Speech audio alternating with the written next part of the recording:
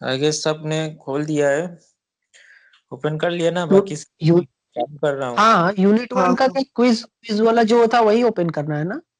नहीं नहीं, यूनिट 1 सिर्फ ओपन करो, या तुम कंटेंट एरिया में जाके बस कंप्यूटर एप्लीकेशन का पार्ट ओपन करो, ठीक। लास्ट में ओके सबको है, ओके मैं ओके। यहाँ पे शेयर करूँ, चलो मैं शेयर स्क्रीन ऑन करता हूँ।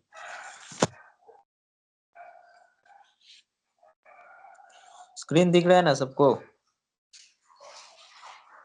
हाँ दिख रहा है। हाँ दिख रहा है।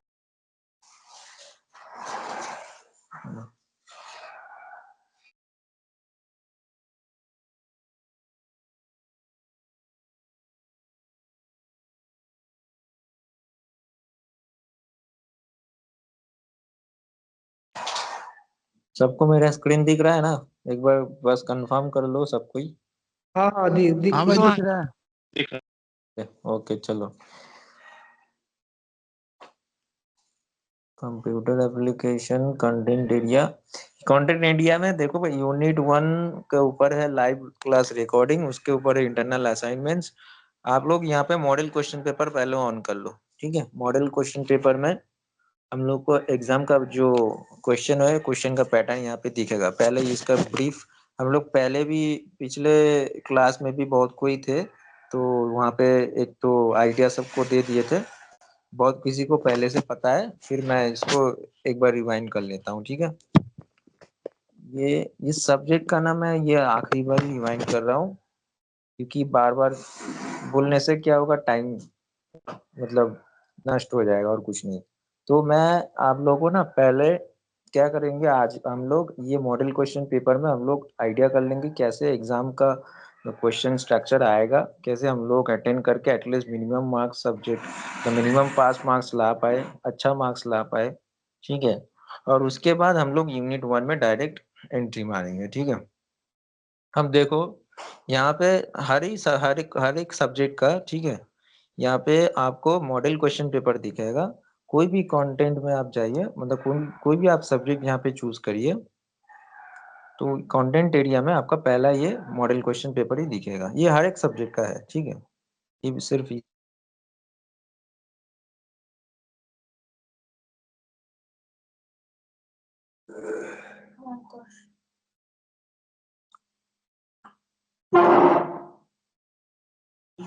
नेटवर्क इशू चल रहा है, तो यहाँ पे दिखेगा। तो यहाँ पे क्या करना है हम लोगों को, सेक्शन 3 टू सेक्शन में आवाज आ रहा है ना मेरा सबको? यस। यस यस हाँ, यस यस। यहाँ पे डिवाइड किया गया है, जो हम लोग का ना एक्चुअल में हर हर एक सब्जेक्ट का 100 नंबर, ठीक है।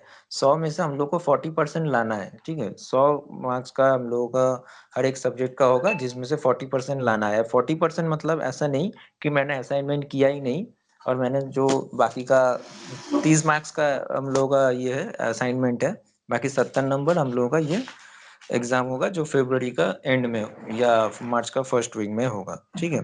तो ये हम लोगों का जो 70 में से अब अगर 40 लाएंगे तो नहीं होगा, आपको असाइनमेंट में भी 40% मिनिमम मार्क्स चाहिए, और आपको यहाँ पे जो 70 होगा बाकी उसका भी 40% मार्क्स चाहिए। ऐसा नहीं कि हम यहाँ का ही सिर्फ 70 का ही 40 ला दिए और असाइनमेंट कुछ किया ही नहीं, नहीं होगा। तो आपको क्या करना है, यहाँ पे असाइनमेंट करने के बाद बाकी का जो 70 नंबर है, यहाँ पे एग्जाम पैटर्न आपको यहाँ पे क्वेश्चन पैटर्न दिखेगा। जो पहला सेक्शन है, जो मैं यहाँ पे आप लोगों को जो ग्रुप है, ग्रुप में बहुत बार मैंने एमसीक्यू का कॉन्टेस्ट डालता था, ठीक है। हर दिन 2-3 करके देता था, क्योंकि हम लोगों का जो 70 नंबर है, अगर उसमें से पास मार्क्स है 28, तो उसमें से एमसीक्यू है 20 मार्क्स का, जो कि 10 तो एमसीक्यू रहेगा 2 नंबर करके, और उसमें आपको ज्यादा से ज्यादा 10-15 मिनट ही लगता है एक एमसीक्यू आंसर देने के लिए, मतलब 10 में एमसीक्यू आंसर देने के लिए मैक्सिमम 10 से 15 मिनट, 20 मिनट लगेगा। तो ये बहुत इंपॉर्टेंट है हम लोगों के लिए एमसीक्यू, इसीलिए मैं यहाँ पे असाइनमेंट के लिए अभी मैं स्टॉप रखा हूँ। जब असाइनमेंट सबका हो जाएगा तो इसमें भी हम लोग फिर से फोकस करना चालू करेंगे, ठीक है। तो सेक्शन ए में आपको दिखेगा यहाँ पे ये एमसीक्यू। जो कि हम लोगों का कोई नेगेटिव मार्किंग नहीं होगा। आपको हर एक सब्जेक्ट का 10 टू एमसीक्यू आएगा, जिसका मार्क्स 2 करके रहेगा। आप लोग को ये मतलब ऐसा करके एमसीक्यू वो जो यूनिट 1, 2, 3, 4, 5, 6 ऐसा करके 12 टू यूनिट है। हर एक सब्जेक्ट का मैंने बार-बार बोला था कि आपको वो वाला बहुत जगह आप लोग स्किप किए हैं आपका अटेंडेंस बढ़ाने के लिए, लेकिन मैंने यहाँ पे बार-बार आप लोगों को बोल दिए थे कि यहाँ पे स्किप नहीं करना है। आपको ये एमसीक्यू वाला पार्ट मैंने बोला था कि पहला और दूसरा अटेम्प्ट आप लोग गूगल लेंस से लीजिए और तीसरा से आप लोग खुद से करिए जब तक 10 आउट ऑफ 10 नहीं आता है, क्योंकि वहाँ पे बहुत सारा मल्टीपल टाइम वहाँ पे आप लोग अटेम्प्ट कर सकते हैं। तो मैंने बोल दिया था। तो ये करेंगे हम लोग, तो एटलीस्ट जब एग्जाम में हम लोग अगर 3 घंटे का एग्जाम है 70 नंबर का, तो वहाँ पे अगर पहला 15 मिनट 20 मिनट में हम लोग अगर 10 में से 10 नहीं ला पाए, एटलीस्ट 8 तो मेरा सही हुआ, तो पहले ही हम लोगों को जो पास मार्क्स है उसका 50% से ऊपर एटलीस्ट हम लोगों का 10-15 मिनट में अगर आ जाता है, तो ये एक पॉजिटिव है। मतलब हम लोग का एग्जाम आगे अच्छा आ जाने वाला है। अगर एमसीक्यू हम लोग नहीं दे पाए तो उसमें क्या होगा, और आप सोचेंगे कि हम अगर एमसीक्यू ही नहीं कर पाए आंसर, तो आगे जाके हम लोग और भी मतलब वो 10 नंबर का है, 5 नंबर के हो, तो उसमें जाके हम लोग डिमोटिवेट हो जाएंगे। तो इसीलिए पहला फोकस हम लोग का एमसीक्यू है। सबको समझ में आ रहा है ना, या मैं ही सिर्फ बके बके जा रहा हूँ? सेनगुप्ता भाई हाँ बोल रहा समझ में आ हूँ। रहा है, समझ में आ रहा है। सेनगुप्ता भाई, हाँ हाँ भाई। सेनगुप्ता भाई बोल रहा हूँ कि जो हमारा जो एग्जाम में क्वेश्चन आएगा, ये क्या जो हाँ, मॉडल हमारा इधर जो क्वेश्चन दिया हुआ है इसमें से ही आएगा या कुछ नया आ सकता है? नहीं आएगा, यहाँ से भी कुछ कॉमन आ सकता है। ठीक है, पहले हम लोग हर एक यूनिट, सिलेबस से मैक्सिमम कवर करेगा। हाँ, और ये पैटर्न है।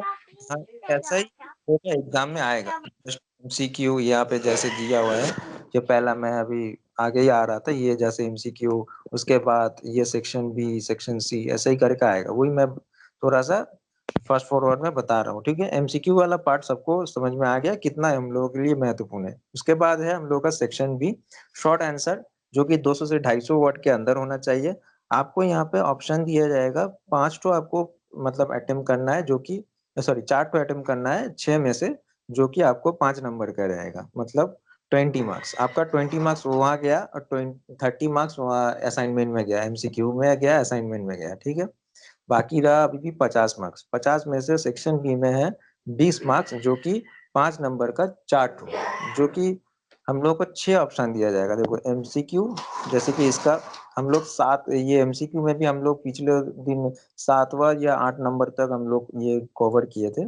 उसके बाद सेक्शन बी है, यहाँ पे देखो आप लोग कि सेक्शन बी में आपको 6 तो ऑप्शन दिया गया है, 6 में से आपको 4 अटेम्प्ट करना है। अब मैंने बोला था कि बार-बार आप लोगों की ई कंटेंट, आप लोग ई कंटेंट के एरिया में अगर आप टीवी ट्यूटोरियल, आप लाइव क्लासेस मिस कर रहे हो, तो ई कंटेंट का एरिया में लास्ट में 3-4 पेज आपको वहाँ पे टर्मिनल क्वेश्चंस और उसके आंसर भी मिलता है। ठीक है, तो मैंने बोला था वहां से अगर आप लोग थोड़ा सा पढ़ाई कर लोगे, तो यहाँ पे आपको एटलीस्ट 2 तो कॉमन मिल ही जाएगा। ठीक है, 2 मिलेगा ही, उससे ज्यादा ही मिलेगा। तो अगर मैंने ज्यादा मिला लेकिन मैंने पढ़ा है सिर्फ 2 ही, तो यहाँ से 6 में से अगर 2 मैं अटेम्प्ट करता हूँ 5 नंबर, तो एटलीस्ट 10 में से मेरे को 7-8 नंबर मिलना चाहिए। ठीक है, यहाँ पे जो क्वेश्चन पैटर्न होगा 5 नंबर का, 5 का ही डायरेक्ट आ सकता है, लेकिन आपको वही ऐसा भी हो सकता है 3+2 आए, ऐसा हो सकता है 2.5 का 2 करके आए।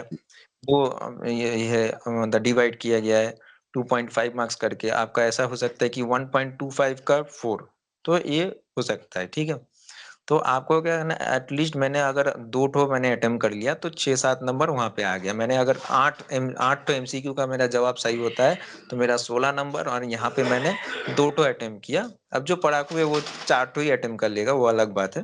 मैं सिर्फ पास मार्क्स का बता रहा हूँ, तो 6-7 नंबर मेरा इधर आ गया। और लास्ट वाला पार्ट है लॉन्ग क्वेश्चन, जो कि यहाँ पे 4 ठो ऑप्शन दिया हुआ है, जिसमें से आपको एटलीस्ट 3 ठो अटेम्प्ट करना है। ठीक है, अब मैंने सिर्फ 2 टो ही अटेम्प्ट किया, 4 में से 2 कर पाया, बाकी 2 छोड़ के गया, आ गया। ये भी सेम आपको 5+5 हो सकता है, 5 इंटू 2 सेम ही है, वही हो सकता है। ठीक है, 10 मार्क्स का भी आ सकता है। तो यहाँ पे आपको क्या करना है कि एटलीस्ट अगर मैंने 2 ठो मैंने अटेम्प्ट कर लिया, तो यहाँ पे जो पढ़ाकू है वो यहाँ पे 4 में से 3 अटेम्प्ट कर लेगा। तो उसको 20-25 मार्क्स मिल सकता है। मैंने मैनेजेबल बस पढ़ाई की है एग्जाम का लास्ट में जाके, तो मेरे को एटलीस्ट 2 तो अटेम्प्ट किया तो 10-12 नंबर आए। तो ऐसे ही करके मैंने 16 मार्क्स वहाँ पे एमसीक्यू में आए, मेरा 6-7 मार्क्स आया मेरा वहाँ पे जो 5 नंबर का जो मार्क्स था वहाँ पे 2 तो अटेम्प्ट किया था 10 में से 6-7, तो हुआ कितना 16 और 22-23 6-7 लेके, और यहाँ पे अगर 10-12 आ जाता है तो 35। और मैंने जो असाइनमेंट सबमिट किया था वहां से आ गया 20 नंबर। 25 नंबर भी आ सकता है, 28 भी आ सकता है, किसी का 30 भी आ सकता है, अच्छा किए हो तो एटलीस्ट आपका 50-60% मार्क्स आ जाएगा। ऐसे करके थोड़ा सा प्लानिंग करके आप लोग पढ़ोगे, मैं भी पढ़ूंगा, मेरे को भी आ सकता है। ठीक है, अभी मैं हम लोग ना जो हम लोग का कंप्यूटर एप्लीकेशन का यूनिट 1 है, अभी हम लोग वहां पे जाएंगे, फोकस करेंगे। पहला 15 मिनट हम लोगों का इसी में चला गया। देख लेते हैं कितने जन सब कोई ज्वाइन कर लिए कि नहीं, और कोई वेट भी नहीं करेंगे। चलो एटलीस्ट 47-48 आ गए। यूनिट 1 अभी सब कोई ओपन कर लो। देखो यूनिट 1 में ना यहाँ पे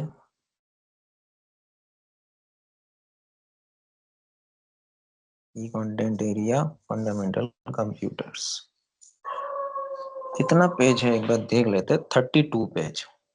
अब हम लोग को क्या करना है ना, यूनिट 1 अगर हम लोग ये 32 पेज नहीं कर पाएंगे, ये तो कंफर्म है। ठीक है, आज अभी चालू करेंगे तो ये नहीं होगा। तो हम लोग को क्या करना है, मेरे हिसाब से आप लोग भी सजेस्ट करो, मेरे को क्या करना है कि ये इसको ना, ये जो पीडीएफ है, चलो कोई लैपटॉप नहीं तो डेस्कटॉप में ओपन किए हो? मैं तो मोबाइल में किया हूँ इसीलिए बोल रहा हूँ। कोई है कि लैपटॉप नहीं तो डेस्कटॉप में ओपन किए हो?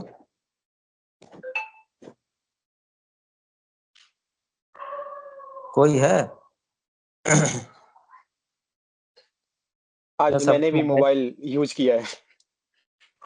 कोई है यहाँ पे लैपटॉप नहीं तो डेस्कटॉप में खुले हो? तो मैं उसको बोलूंगा कि आप ये जो यूनिट 1 का पीडीएफ है उसको आप चैट जीपीटी में डालो, नहीं तो कोई भी एआई में डालो, डाल के वहां पे बोल दो कि यूनिट 1 का शॉर्ट में हम लोगों को एटलीस्ट ब्रीफ आ जाए, तो उसमें हम लोगों का सुविधा होगा। एटलीस्ट हम लोगों का जो मेन मेन चीज है वहां पे आ जाएगा, तो उसके हिसाब से हम लोग पढ़ाई करेंगे। क्योंकि इतना अभी 2 महीना ही बाकी है, इसको ऐसे करके हम लोग नहीं कर पाएंगे। उसका एटलीस्ट हम लोग को आइडिया आ जाएगा यूनिट 1 का ब्रीफ में, तो ऐसे आज हम लोग यूनिट 1-2 कवर कर पाएंगे। कोई है?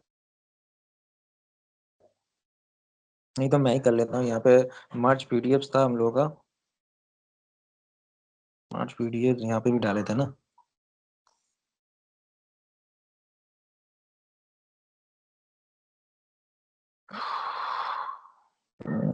अब सब्जेक्ट कैसे ढूंढूं? सब्जेक्ट नंबर वहाँ पे कोई बोलो तो कौन सा था हम लोगों का? ये ऐसे करके ढूंढेंगे तो मिल computer computer application, application in computer management. Application. हाँ लेकिन ये वो सब्जेक्ट नंबर कौन सा है? यहाँ पे बहुत सारा सब्जेक्ट नंबर दिखा रहा है ना। ओ जी तो O01CA507। कंप्यूटर एप्लीकेशन मैनेजमेंट, चलो एक ही बार में मिल गया। अच्छा इसको ना, इसको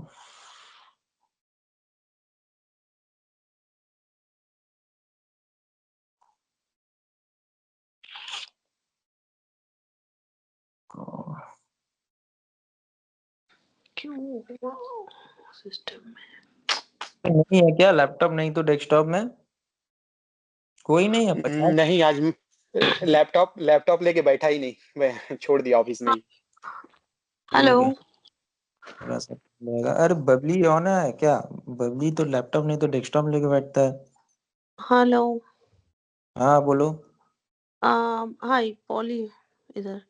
एक्चुअली मैं लैपटॉप लेके बैठे हूँ, लेकिन अजीब सा एक प्रॉब्लम आ गया इधर। सब्जेक्ट दिखा रहा है 5, इसीलिए वो कंप्यूटर एप्लीकेशन प्रोग्राम नहीं दिख रहा है। कोर्स माय कोर्सेस में 5 सब्जेक्ट दिखा रहा है, लेकिन सातों तो थे 2 दिन ठीक है पहले। ठीक है वेट करो, मैं देख रहा हूँ। यूनिट 1 ब्रीफ वहाँ पर एमडीए का सिलेक्ट कीजिए, सब होगा। तो कुछ में जो दिख रहा है।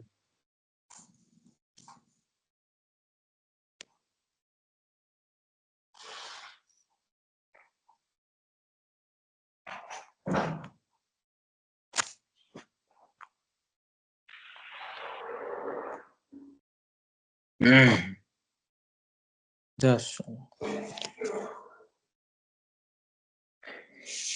जेमिनी है तो जेमिनी से ट्राई कीजिए, हो जाएगा। जेमिनी ना। हाँ, क्या करना है इसका प्रोसीजर बता दो ना, हो जाएगा। देखते हैं इसमें भी एक बार brief. You need one only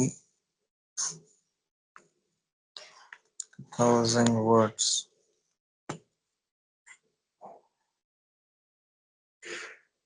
यार मैंने सोचा था कोई ना कोई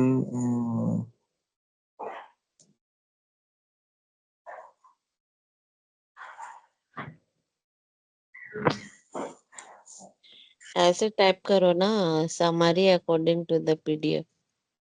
पीडीएफ ही तो अपलोड नहीं हुआ, कहाँ गया? तो हाँ गजब। ठीक है, हम लोग करके फिर कर लेंगे फर्दर। अभी आप रफली बता दो क्या करना। नहीं, ये तो अभी करेंगे कैसे? इसको तो उसी हिसाब से तो हम लोग पढ़ेंगे ना। मैंने सोचा कोई ना कोई बिना कंटेंट का पढ़ेंगे क्या? सही हाँ। बात। जेमिनी, एक काम करते हैं, छोड़ दो, डायरेक्ट इसी के ऊपर छोड़ ही देते हैं। अरे डायरेक्ट वो गूगल का वो मिडिल बटन प्रेस करने से ही डायरेक्ट जेमिनी आ जाता है। तो ये चैट जीपीटी नहीं, वो पीडीएफ को डालना है। एप्लीकेशन, कंप्यूटर एप्लीकेशन किसी ने व्हाट्सएप में भेजा था ना। मैंने बहुत बार अरे भेजा। दादा, दादा आप हमको उसका ये भेजिए ना, आप हमको उसका पीडीएफ हमको भेजिए, आ गया, छोड़ो। हम अभी कर। आ गया, चलो छोड़ दो। देखो, यूनिट 1 फंडामेंटल ऑफ कंप्यूटर्स, ठीक है। ये हुआ सीपीयू का, यहाँ पे दिया हुआ है input devices, output devices, USB port, power cord. मेरे को लगता है बहुत अच्छा ही है जो जो अब तक दिया हुआ है। अच्छा, इसका क्वेश्चन आंसर भी दिया हुआ है, ठीक है। एटलीस्ट हमारी यहाँ पे हो जाएगा। अब यहाँ पे देखते हैं कौन कौन है।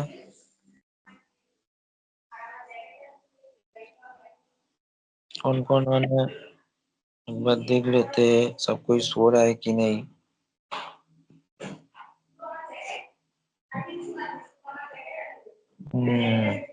ये तो टाइटेनियम भाई, भाई क्या हाल है?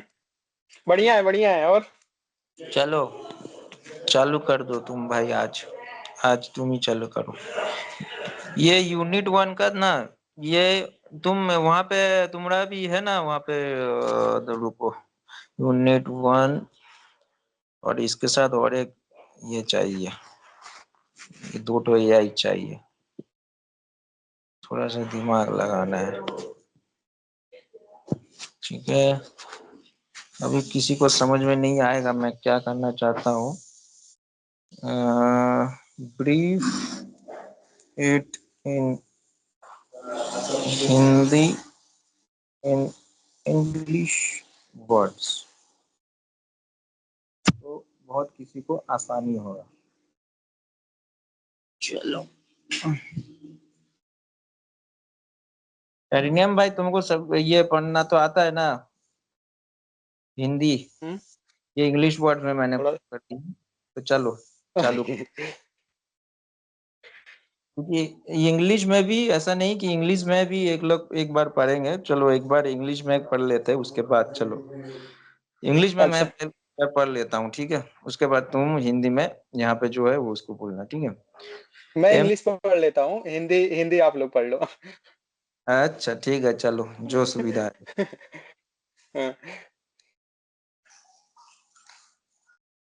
पढ़ो, fundamental of computers.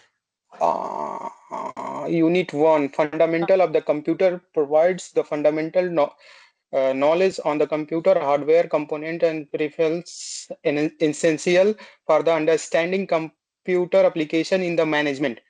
This unit covers the central process unit, input and output, device connectivity options, and the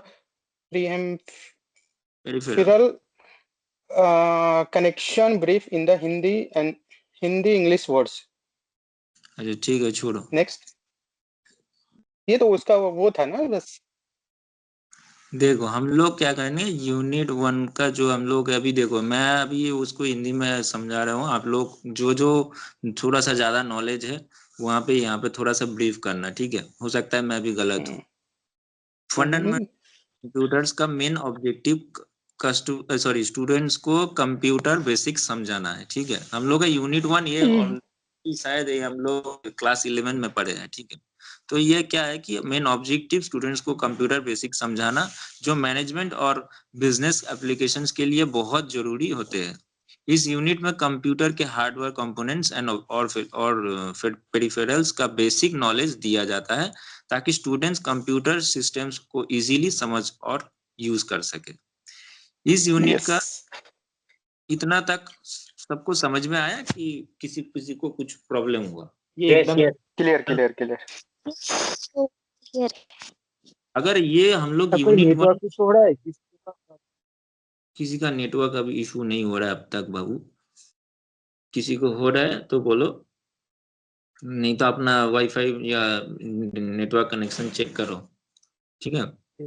ये इतना तक सबको समझ में आया कि हम लोग यूनिट 1 को नहीं स्किप कर सकते, क्योंकि यहाँ पे बेसिक बहुत कुछ चीज दिया हुआ है, तो ये नॉलेज हम लोगों को लेना है।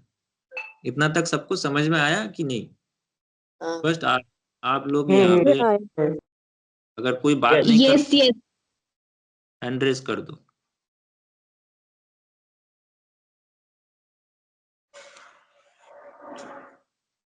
कोई सो रहा है यहाँ पे, इसे लग रहा है किसी, ठीक है बीच बीच में पूछेंगे, कोई दिक्कत नहीं।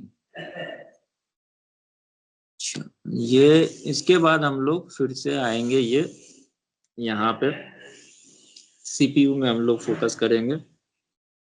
यहाँ पे कोई कौन ऑन है देखते हैं, इसको चालू करते हैं। अच्छा, इसको मैं यहाँ पे डाल देता हूँ, क्योंकि मैं अभी टीचर नहीं हूँ। अच्छा, या तो ऑलरेडी किया हुआ है ना? हाँ ऑलरेडी तो किया हुआ है, ठीक है चलो। तो यहाँ पे कौन ऑन है देखते हैं। टाइटेनियम बाई का हो गया, सब कोई पढ़ना है एक एक करके। हम कर देते हैं दादा सीपीयू एक्सप्लेन। हाँ भाई आओ आओ, ये हुआ ना। चलो सीपीयू का पहले इंग्लिश में एक बार पढ़ो, उसके बाद हिंदी में, ठीक है? ठीक है। तो the CPU, Central Processing Unit. CPU serve as the brain of a computer system, executing instructions and performing calculations across the devices, for personal computers to smartphones.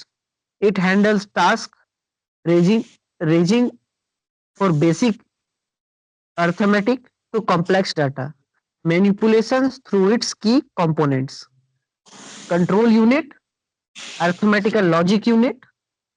Control units coordinates activity by decoding programs, instructions, and directing data movement between CPU, memory, and I/O devices, internal outdoor devices. Arithmetic logic unit यानी ALU executes mathematical operations like addition, subtraction, multiple division, and logic comparison. Registers provide high-speed temporary storage for data during processing and enhancing efficiency. अभी तक का जो मतलब था कि CPU जो है वो मेन सेंट्रल प्रोसेसिंग यूनिट है, उसके साथ में ALU और भी काम करता है, अर्थमेटिकल लॉजिक यूनिट, जो कि सारा कुछ इनपुट एंड प्रोसेस, जो सॉफ्टवेयर जिसको हम लोग बोल सकते हैं पूरा का पूरा ब्रेन ऑफ द कंप्यूटर, अगर हम लोग बोले, जो कि हम लोग पहले पढ़े हुए हैं, CPU is the brain of the computer. जो कि पूरा का पूरा ब्रेन का काम करता है। सारा कंट्रोल यूनिट से लेके, सारा सॉफ्टवेयर से लेके, सारा डीलिंग, जितना भी अर्थमेटिकल लॉजिक काम है, लॉजिकल जो भी काम है, वो सब सीपीयू करता है। कैलकुलेशन वाला जो पार्ट है, एडिशन, सब्सट्रैक्शन, डिवीजन, मल्टीप्लिकेशन, वो सीपीयू ही करता है with the help of arithmetical logic unit, यानी एएलयू के हेल्प से। तो दोनों ही अपना पार्ट मिलके, सीपीयू और एएलयू मिलके ओवरऑल सिस्टम को रन करता है। तो अभी तक में सीपीयू का यही ये है जो भी हम लोग समझेंगे। यह बहुत अच्छा समझाया भाई। यहाँ तक किसी को कुछ डाउट, कुछ सवाल?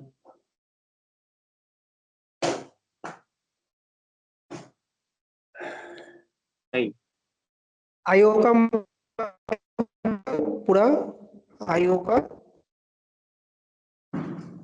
आईओ का मतलब हो गया भाई कि input and output. INO, input and output, माने जो भी हम इनपुट देते हैं उसका आउटपुट क्या निकलता है। हम लोग 2+2 जो इनपुट दे रहे हैं उसका आउटपुट जो निकलेगा 4, वो कौन बताएगा? वो बताएगा ALU, अर्थमेटिकल लॉजिक यूनिट, जो कि सीपीयू का ही पार्ट है। तो आईओ का मतलब हो गया input and output. Hello, great. हाँ भाई, बोलो बोलो बोलो। मैं थोड़ा टेक्निकल इशू है तो लेट हो गया ज्वाइन करने में, बार बार वॉइस का, तो बता सकते हो चल क्या रहा है एक बार?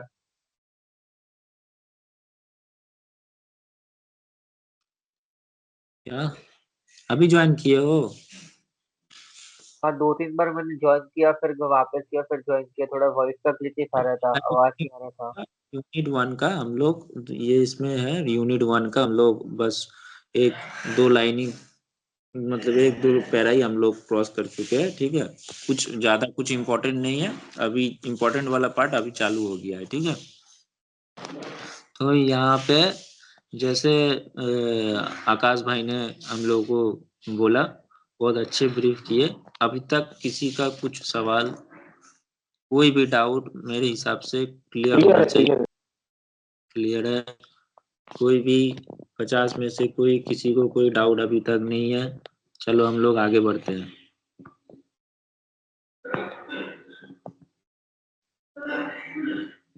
ये भी एक्सप्लेन कर दे क्या भाई जो है? हाँ हाँ आगे भी जो सीपीयू का है वो भी एक्सप्लेन कर दे क्या? हाँ, चलो ना, करो ना, जितना तुमको आ रहा है उतना करो। देखो ठीक है। उस स्टोरेज डिवाइसेस का जैसे कि दिखा रहे हैं यहाँ पे, वो हम्म करो। हम्म हम्म हम्म हम्म।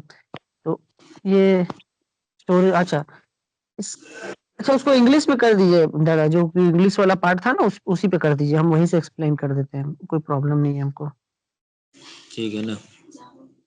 हाँ, तो यहाँ पर हम लोग है CPU measures processing speed in hertz HZ और gigahertz GSZ, where higher clock speeds enable faster cycle computation through architectural or influence performance. Modern CPUs features architectures like x86 for PCs and ARM for mobiles. मतलब यहाँ पर बोला जा रहा है कि CPU का जो मेजरिंग यूनिट है वो हर्ट्ज में होता है, हर्ट्ज या गीगा हर्ट्ज, हम लोग HZ या GSZ वो उसका शॉर्ट फॉर्म है। Where the higher clock speeds enable faster cycle competition, मैंने जितना ज्यादा गीगा हर्ट्ज से जितना ज्यादा हर्ट्ज होगा वो उतना ज्यादा ही स्पीड काम करेगा। Through architectural also influence performance, मैंने जो उसका आर्किटेक्चर, मैंने जैसा उसका बनावट होगा वैसा उसका परफॉर्मेंस भी होगा। गीगाहर्ट्ज का या सीपीयू का ओवरऑल का जो हम लोग पैनल बोलते हैं या जो सिस्टम हम लोग बोल सकते हैं। Modern CPU features architectures like 86 for PCs, मैंने 86 का गीगाहर्ट्ज का पीसीज के लिए मॉडर्न सीपीयूज में बढ़िया होता है। और ARM फॉर मोबाइल्स, मतलब कि उस मोबाइल्स में अगर हम लोग जाते हैं तो वो ARM कहलाता है। ईच विथ एक मिनट रुको, यहाँ पे एक बार यहाँ पे थोड़ा सा पढ़ लो और सुविधा होगा। बिल्कुल बिल्कुल आ गया। अच्छा, उसको डाले नहीं क्या? नहीं, कोई प्रॉब्लम नहीं, वहीं से समझा देते हैं, कोई बात नहीं है।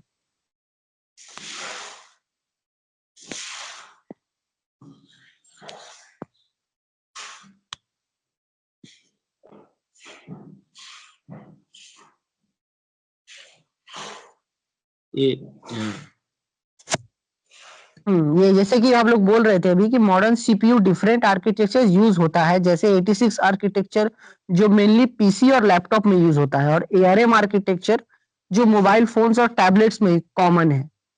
हर आर्किटेक्चर का अपना ऑप्टिमाइज्ड इंस्टीट्यूशन सेट होता है, मतलब हर तरीका का एक ऑप्टिमाइज्ड उन लोगों का काम करने का इंस्ट्रक्शंस का एक सेट होता है, उन लोगों का काम करने का एक इंस्ट्रक्शंस होता है जो एफिशिएंसी और पावर कंजम्पशन को इम्प्रूव करता है, मतलब जो काम करने का स्पीड और पावर का कंजम्पशन दोनों को इम्प्रूव करता है। आजकल के सीपीयू मल्टी कोर प्रोसेसर्स होते हैं जिसमें से ज्यादा कोर होता है, मतलब कि कोर्स का मतलब होता है उसका लेयरिंग बाय जो लेयरिंग होता है आज का सीपीयूज में वो बहुत ज्यादा होता है। ये मल्टीपल टास्क को पैरेलल में हैंडल कर सकते हैं। जैसे हम लोग कोई करते हैं ना लैपटॉप या सीपीयू में काम, तो हम लोग क्या करते हैं, एक साथ में बहुत सारा टैब खोल लेते हैं, अलग अलग टैब में जाकर अलग अलग तरीका से काम करते हैं। तो वो सीपीयू का परफॉर्मेंस को दिखाता है कि अगर उसमें सीपीयू लैग नहीं कर रहा है, हैंग नहीं कर रहा है, तो मतलब उसका प्रोसेसर बहुत अच्छा है, प्रोसेसर आज का डेट के हिसाब से अपडेटेड है, तभी वो लैग या हैंग नहीं कर रहे हैं। अगर पुराना सीपीयू अगर हम लोग देखेंगे कंप्यूटर्स में, डेस्कटॉप में, तो उसमें हम लोग मल्टीपल जैसे ही फाइल खोलते थे तो 2 या 3 या 4 से ज्यादा होने पर वो लैग करता ही करता था। तो ये वही चीज को बता रहा है। सीपीयू में कैच मेमोरी भी होता है। अच्छा, आजकल का सीपीयू मल्टीकोर प्रोसेसिंग होता है, हाँ, जिसमें पैरेलल में, ये तो समझ में आ गया मल्टीटास्किंग। सीपीयू में कैच एक मेमोरी भी होता है। भाई एक मिनट रुको, मल्टीटास्किंग का ये जो कोर है, मान लो अगर किसी का फोन में है कि 4 कोर और थ्रेड का मैं बाद में आ रहा हूँ, जो किसी का अगर फोन है और किसी का अगर 6 कोर है, 8 कोर है, तो आपको जितना कोर ज्यादा होगा, जैसे बोल रहे थे, जितना कोर ज्यादा होगा उतना आपके पास हाथ है, मतलब एट अ टाइम 8 आदमी काम कर रहे हैं तो वो काम फास्ट होता है। तो ऐसा ही आप अगर एट अ टाइम कर रहे और वो एट अ टाइम अगर डुअल कोर प्रोसेसर जो हम लोग का सेलुलर डुअल कोर जो होता है, तो जैसा फोन का भी पहले आता था, अभी सब ऑक्टा कोर आपका अभी सब क्या बोलते हैं उसको, हेक्सा कोर का आता है, पहले डुअल कोर का आता था, इसीलिए स्लो। ठीक है, अभी आज का डेट में सब ऑक्टा कोर नहीं तो अपना क्या बोलते हैं हेक्सा कोर ऐसा आता है। क्यों? क्योंकि उसमें कोर ज्यादा, अभी डुअल कोर का काम सिर्फ, मान लो डुअल कोर क्या है, 2 कोर का क्या काम होगा, सिर्फ आप शायद ऑफिशियल वर्क कर सकते हो, जैसे कि अभी हम लोग का सिस्टम रिक्वायरमेंट में मांगा ना, वहाँ पे i5 एटलीस्ट 10 जनरेशन होना चाहिए, ये इतना होना चाहिए, उसमें हम लोग का काम नहीं होगा। डुअल कोर में क्या होता है, मान लो आप लोगों का ये बेसिक काम होगा, वर्ड एक्सेल पावर पॉइंट का काम होगा, लेकिन अगर कोई ग्राफिक्स का काम करेगा, कोई मल्टीटास्किंग बहुत कुछ करेगा, तो उसके लिए डुअल कोर नहीं होगा, उसको at least octa core, hexa core चाहिए। ऐसा ही कोर चीज ऐसा ही है, अगर आप फोन भी यूज करोगे, अगर मम्मी को देना है, वो डुअल कोर या आपका इसमें क्या बोलते हैं उसको, क्वाड कोर में आपका काम चल जाएगा, क्योंकि मम्मी सिर्फ वो व्हाट्सएप वगैरह करेंगे, लेकिन अगर आप करेंगे आज का डेट में, अगर गेम खेलोगे वो मम्मी का फोन से, तो नहीं चलेगा। इसीलिए आपको क्या चाहिए, आपको हेक्सा कोर वाला नहीं तो ऑक्टा कोर वाला मोबाइल चाहिए, सेम। तो ये है बिल्कुल यही है, ठीक है। मतलब जितना हम लोग का एफिशिएंसी काम का बढ़ेगा उसके हिसाब से हम लोग को कोर का काम लगेगा। जितना ज्यादा कोर होगा, ऑक्टा कोर यानी 8 कोर है, तो जितना भी बढ़ता चला जाएगा ना, उतना हम लोग को और उसका एफिशिएंट होता जाएगा वो सिस्टम। ठीक है, अभी आगे जाओ मेमोरी में। सीपीयू में कैच मेमोरी भी होता है जो रैम से ज्यादा फास्ट होता है। कैक फ्रीक्वेंसी यूज्ड डाटा और इंस्ट्रक्शंस को स्टोर करता है, जिससे डाटा एक्सेस टाइम कम होता है और ओवरऑल सिस्टम परफॉर्मेंस इंप्रूव होता है। अब हम लोग आते हैं यहाँ पे कैक मेमोरी। कैक तो हम लोग देखे हैं कि हम लोग अपना लैपटॉप में या फोन में भी कैक क्लियर करते हैं मेमोरी वगैरह। वो मेमोरी क्या होता है, सपोज मान के चलिए हम लोग कोई सिस्टम चला रहे हैं या फोन में या कहीं लैपटॉप में भी, हम लोग उसको कट नहीं करते हैं, अचानक से बंद कर देते हैं या ऐसा कुछ भी, तो उस टाइम में क्या होता है ना कि वो मेमोरी सिस्टम सेव कर लेता है। सेव कर लेता है मतलब उसको टेम्पररी के लिए, उसको हम लोग वो रैम में सेव होता है टेम्पररी के लिए। तो वहां पर उससे क्या होता है कि कभी कभी हम लोग कोई हिस्ट्री में जाकर डायरेक्ट वो लिंक खोल लेते हैं, क्योंकि वहां पर वो हिस्ट्री में सेव हो गया रहता है कुछ टाइम के लिए। तो वो सीपीयू ही वो काम करता है, माने एज अ ब्रेन वो क्या करता है कि हमारा जो लास्ट जो हमने खोला था, ये जो टैब हमने छोड़ा था, ये जो लिंक हमने खोला था, उसको वो सेव करके रखता है। माने हमारा सिस्टम बंद करने से पहले या फोन ऑफ करने से पहले जो हमने लास्ट जो काम किया था ना, उसको वो रैम स्टोरेज में वो सेव करके रखता है, और वो काम करता है सीपीयू के लिए कौन, रैम, यानी रैंडम एक्सेस मेमोरी। दो होता है, हम लोग शायद पढ़े थे, रैम और रोम, रैंडम एक्सेस मेमोरी और रीड ओनली मेमोरी। तो यहाँ पर ये रैम Yes, जो है yes. ये वही काम करता है, कैश फ्रीक्वेंसी को सेव करके रखता है, जिससे क्या होता है कि हम लोग का परफॉर्मेंस इंक्रीज होता है। मतलब कि छोटा मोटा कोई भी काम है तो हम लोग को कोई एक्सेस करना है या कुछ करना है तो हम लोग जल्दी तुरंत जाके, हम लोग को पता रहता है कि हाँ चलो हिस्ट्री में जाके खोज के हम लोग वो लिंक पास कर लेंगे, या खुलते ही सिस्टम पे ही वो सामने फ्रंट में आ जाता है कि लास्ट टाइम ये हुआ था, या लास्ट टाइम वो हुआ था, या ये टैब खुला हुआ था, ये टैब खुला हुआ था, एक्शंस रिक्वायर्ड कंप्लीट। तो ये ओवरऑल वही है। सबको अब तक समझ में आ गया? हाँ ठीक है। समझ में आ गया। किसी को कुछ क्वेरी? नहीं ऐसे शो नहीं है, बट क्यूए में ऑप्शन नहीं आ रहा, बहुत इजी होता है। डाउट लिख दो, जैसे टाइम मिलेगा क्लियर हो जाएगा। उसके लिए ग्रुप भी है, वहां पे भी लिख सकते हो ना। यहाँ पे कुछ सेटिंग्स के कारण नहीं हो पा रहा है। ग्रुप है, यहाँ पे भी, यहाँ पे तो कोई रेस्ट्रिक्शन नहीं है ना, आराम से पूछ सकते चलो ठीक है। हो। योगेश भाई है ना तुम? यहाँ पे कोई है जो शायद आप रिकॉर्डिंग कर रहे हैं, ये ग्रुप में भेजना। कौन कर रहे हैं?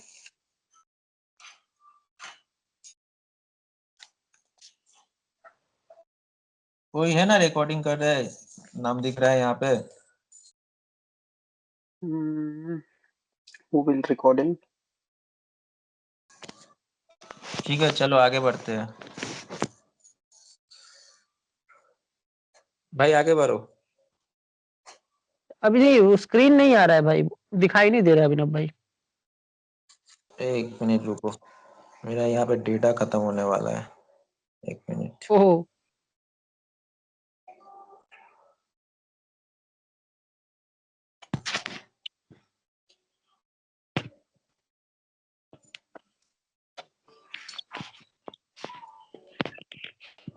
आ रहा है अभी देखो। हाँ हाँ हाँ हाँ, आ रहा है आ रहा है।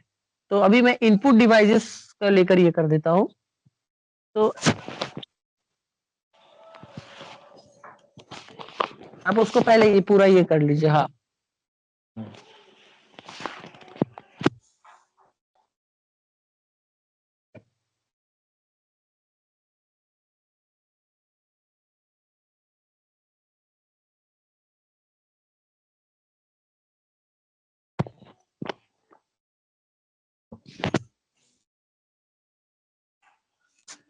आ गया।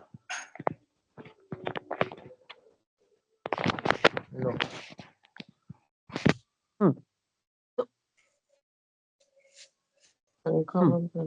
कि इनपुट डिवाइसेस के बारे में अभी हम लोग बात कर लेते हैं। तो keyboard enables alpha numeric number symbols and command. मैंने कहने का मतलब है कि यहाँ पर कीबोर्ड जो है वो सिस्टम का इनपुट डिवाइस के तौर पे काम करता है। मतलब कि वही सिस्टम को इनपुट देता है। जैसे हम लोग तो कोई भी अगर कंप्यूटर या लैपटॉप या फोन में भी अगर हम लोग कुछ भी टाइप करना है तो भाया कीबोर्ड ही हम लोग टाइप करते हैं, है ना। तो कीबोर्ड ही न्यूमरिक, चाहे अल्फाबेट, चाहे सिंबल, चाहे कोई भी कमांड, लेआउट, फंक्शन की, न्यूमरिक की, multimedia control, mic facility, Pierce graphic interface, interaction with buttons, scrolls, wheels, scenarios for navigation, gaming design, कुछ भी स्कैनर हम लोग कीबोर्ड के जरिए ही करते हैं, बिना कीबोर्ड के जरिए नहीं कर सकते हैं। अब यहाँ पर बोल रहा है कि webcam capture videos and audios for conferencing and streaming. मैंने वेबकैम का सीधा काम है कैमरा वाला, कॉन्फ्रेंस, स्ट्रीमिंग, पॉडकास्ट जो भी हम लोग करते हैं। Microphone covered sound to electric signals for recording and voice command. मतलब कि यहाँ पर बात हो रहा है इनपुट डिवाइसेस का, जो लोग सिस्टम को इनपुट भेजता है, कीबोर्ड, वेबकैम, चाहे आपका ऑडियो, ये लोग इनपुट भेजता है हम लोग से लेकर इनपुट वो लोग सिस्टम को भेजता है। और अब हो गया आउटपुट डिवाइस, यानी जो हम लोग को आउटपुट मिलता है। तो आउटपुट हम लोग को कौन देता है? Monitors, LED. मैंने सिंपल बात है, मॉनिटर का बहुत सारा यहाँ पे फीचर्स दे दिया है। एलईडी, एलसीडी, ओलेड, सीटीआर, जो भी आपका डिस्प्ले है, और editing and general uses containing VGA, DVI, HDMI, ये सब ग्राफिक्स है, जो भी नाम दे रहे हैं ना यहाँ पर, VGA, DVI, HDMI और डिस्प्ले पोर्ट, ये सब ग्राफिक्स है जो कि यूज होता है। Printers produce physical and copies, मैंने प्रिंटर्स भी एक तरह से आउटपुट ही हो गया, हम लोग कुछ प्रिंट करने को दिए, वो हमको प्रिंट आउट करके उसका दे दिया मल्टीपल कॉपीज करके। प्रिंटर्स का भी बहुत सारा होता है, inkjet use, inkjet, ink droplet, laser printer, toner, 3D building printer, अभी तो 3D भी आ गया है, layer by layer. Speakers deliver audio from multimedia ranging from stereo to home theatre system. Speaker क्या करता है, इलेक्ट्रॉनिक फ्रीक्वेंसीज को सॉरी इलेक्ट्रॉनिक फ्रीक्वेंसीज को मल्टीमीडिया में कन्वर्ट करके उसको वो हम लोग के पास में एज आउटपुट भेजता है। जो साउंड हम लोग को सुनना है, गाना बजाना है, कोई मीटिंग चल रहा है, कुछ हम लोग सुन रहे हैं, भजन कीर्तन कुछ भी, तो ये काम होता है। सेम काम होता है हेडफोन्स का भी। अब यहाँ पर आ जाते हैं जैसे projectors project content onto the large surface using DLP, LCD, LED। मतलब प्रोजेक्टर भी क्या करता है ना, वो एक तरह से LED मतलब एक स्क्रीन का ही काम करता है, छोटा स्क्रीन से चीज को बड़ा स्क्रीन पे प्रोजेक्ट कर देता है। जैसे हम लोग थिएटर वगैरह में मूवी देखते हैं तो एज अ प्रोजेक्टर ही होता है वो, तो वहां पर तो ये सब एक्चुअली में ये सब बात हो रहा है कौन सा डिवाइस इनपुट का है, कौन सा डिवाइस आउटपुट का है। अगर हम इसको सिंपल में अगर समझाएं, जो डिवाइस को यूज करके हम लोग सिस्टम को कमांड दे रहे हैं, यानी कीबोर्ड, यानी आपका वेबकैम, यानी आपका माउस, तो ये हो जाता है पेन ड्राइव, ये हो जाता है हमारा इनपुट डिवाइस जो कि हम लोग सिस्टम को यूज करके कमांड भेज रहे हैं। और आउटपुट डिवाइस वो हो जाता है जो कि सिस्टम उस इनपुट को लेने के बाद में किसी मीडियम के थ्रू हम लोग को कमांड भेज रहा है, स्क्रीन, प्रिंटर, स्पीकर, या दूसरा किसी या आपका ऑडियो जैक, या कुछ भी दूसरा किसी मोड से, HDMI केबल, ग्राफिक्स कुछ से भी थ्रू से, तो वो हो गया हम लोग का आउटपुट डिवाइस, जहां से हम लोग को सिस्टम कमांड भेज रहा है। तो समझ में आया ना इनपुट और आउटपुट डिवाइस का डिफरेंस? भाई 1 मिनट रुक जाओ, 1 मिनट रुक जाओ। हाँ। हाँ अर्पित भाई कुछ बोलना चाहते हो, बोलो। नहीं समझ में आ गया। नहीं बोल सकते हैं कि इनपुट डिवाइस का अपन छू सकते हैं, आउटपुट अपन छू नहीं सकते। आवाज नहीं आ हाँ, रहा है क्या? भाई। हम लोग छू नहीं सकते हैं, अपन इनपुट डिवाइस को छू सकते हैं, अपन छू नहीं सकते। क्या? इसे मंगल ग्रहों से बात कर रहे हैं, इसे लग रहा है बहुत दूर से आवाज आ रहा है, थोड़ा बहुत साइड। डिफरेंट आवाज आ रहा है। मैं बोल रहा हूँ इनपुट डिवाइस को अपन छू सकते हैं, आउटपुट डिवाइस को अपन छू नहीं सकते। कुल मिला के शॉर्ट में अपने यही बोल सकते हैं ना। नहीं, हाँ देखिए छूने नहीं छूने का बात नहीं है, वो छूने नहीं छूने, ऐसे तो प्रिंटर भी आउटपुट डिवाइस है, लेकिन प्रिंटर को तो हम लोग छू सकते हैं।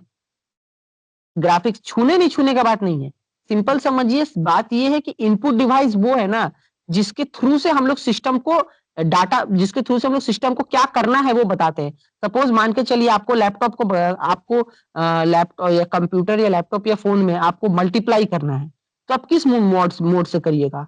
आप या तो उसको वॉइस कमांड करिएगा, या तो आप कीबोर्ड में लिखिएगा कि 2 × 2 + 5 × 3। अब सिस्टम आपको वो आंसर कैसे देगा? आपको स्क्रीन पे दिखाएगा, आपको मैसेज भेजेगा, या आपको कॉल करेगा? वो जो आप जिस मोड से उसको इंफॉर्मेशन दिए, किससे दिए? आइदर वॉइस कमांड या आपका कीबोर्ड से, तो वो हो गया इनपुट डिवाइस, मैंने कीबोर्ड से। और आप अब वो आपको इंफॉर्मेशन कैसे, आंसर आपको कैसे दिया? आइदर स्क्रीन पे दिखा के, या आपको मैसेज, आपको कॉल करके। सपोज हम एक बात बता रहे हैं, तो वो स्क्रीन हो गया आउटपुट डिवाइस। समझ रहे बात? आप जैसे किसी को आंसर भेज रहे हैं वो इनपुट डिवाइस, अब वो आपको जैसे भेज रहा है वो हो गया आउटपुट डिवाइस। तो लैपटॉप अगर हम लोग क्या करते हैं, प्रिंटर में हम लोग कोई चीज को रखते हैं, कंप्यूटर पे जाते हैं, कीबोर्ड के जरिए उसको प्रिंट आउट करते हैं, तब प्रिंटर उसका प्रिंट हम लोग को मल्टीपल कॉपीज निकाल के देता है। तो यहाँ पर इनपुट डिवाइस का काम कौन किया? कीबोर्ड किया, हम लोग उससे गए। आउटपुट डिवाइस का काम कौन किया? मॉनिटर और प्रिंटर किया। मॉनिटर दिखाया कि प्रिंटिंग हो रहा है, और प्रिंटर उस प्रिंट को निकाल कर दे दिया। मॉनिटर पे सेटिंग करके हम लोग उससे निकाल लिए।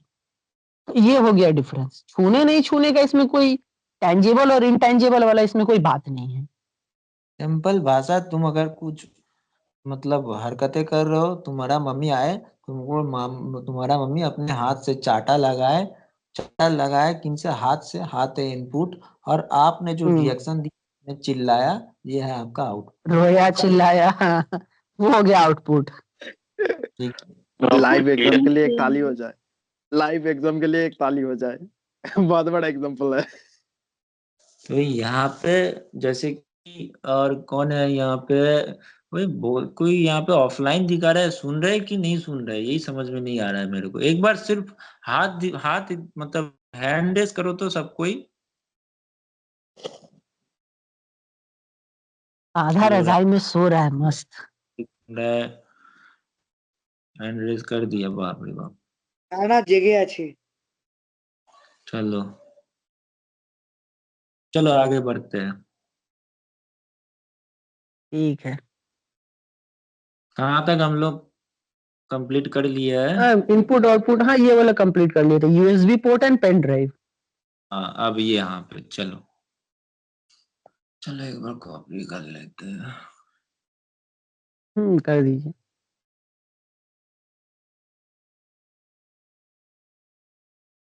एक्चुअली में ये सब चीज जो हम लोग पढ़ रहे हैं ना, अगर हम लोग देखें ना तो हम लोग ये सब चीज को डेली यूज करते हैं, डेली बेसिस पे। यूएसबी सिस्टम सब कुछ हम लोग डेली बेसिस पे यूज करते हैं, कहीं ना कहीं, कभी ना कभी, हर दिन यूज करते हैं। ये 11 12 में हम लोग कर चुके हैं, या उससे पहले क्लास 7 8 में ही कर चुके हाँ हैं, हाँ लेकिन हाँ हाँ, एग्जाम ये सब बेसिक चीज हम लोग ये कंफ्यूज कॉन्सेप्ट फंडामेंटल क्लियर होना जरूरी है, बिल्कुल।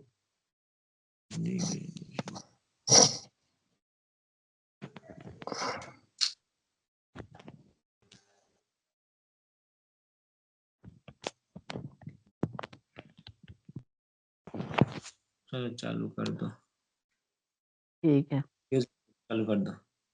हाँ, USB ports serve as a versatile interface for input keyboards and mic, output printers and monitors, and storage devices evolving from USB 3.0। तो पैसे बता देते हैं, USB पोर्ट जो होता है ना, वो इनपुट और आउटपुट दोनों डिवाइसेस के लिए ना मीडियम की तरह काम करता है।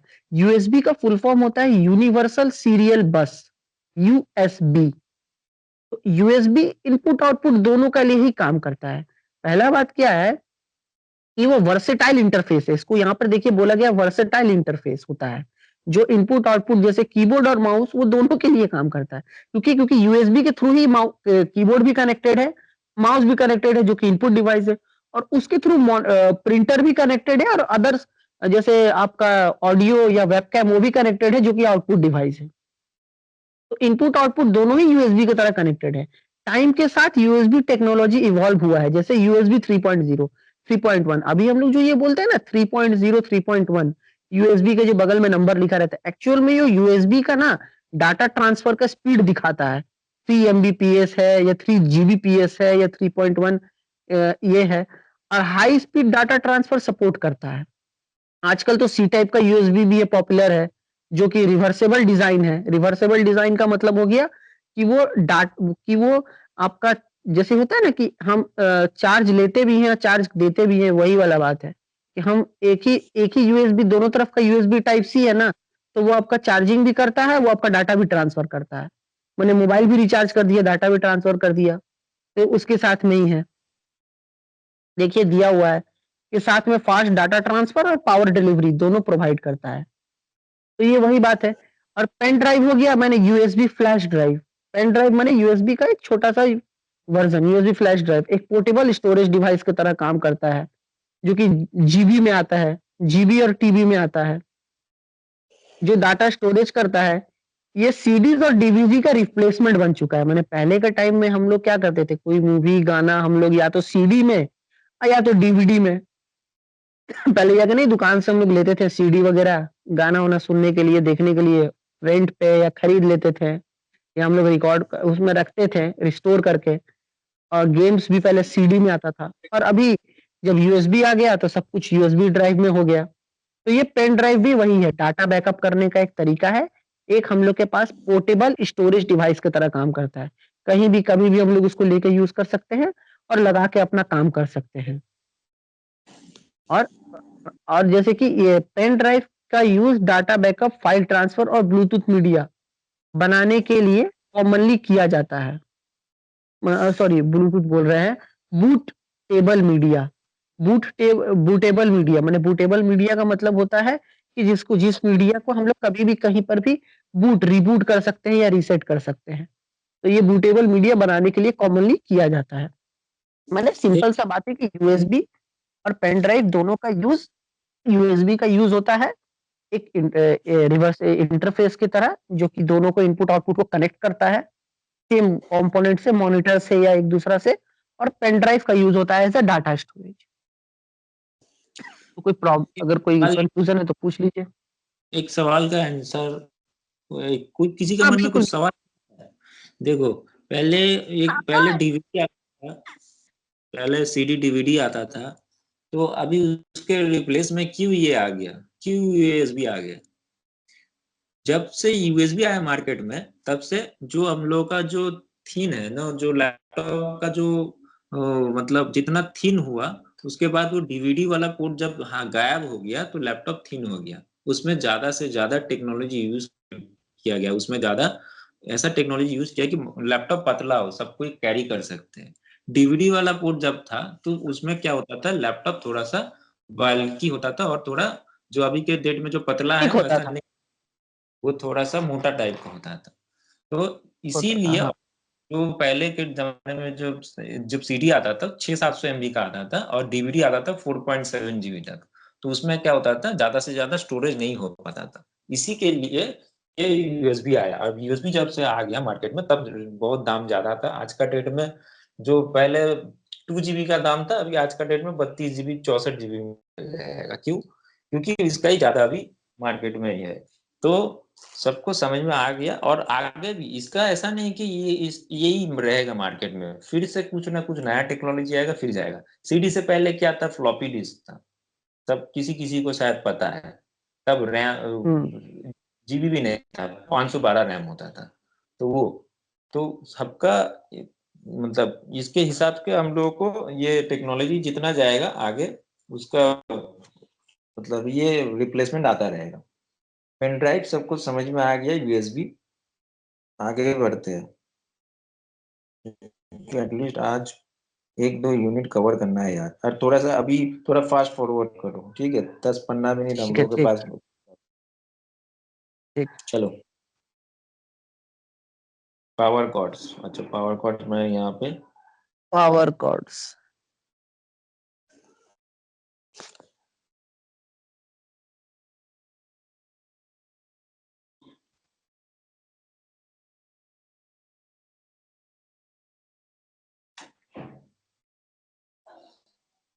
लो,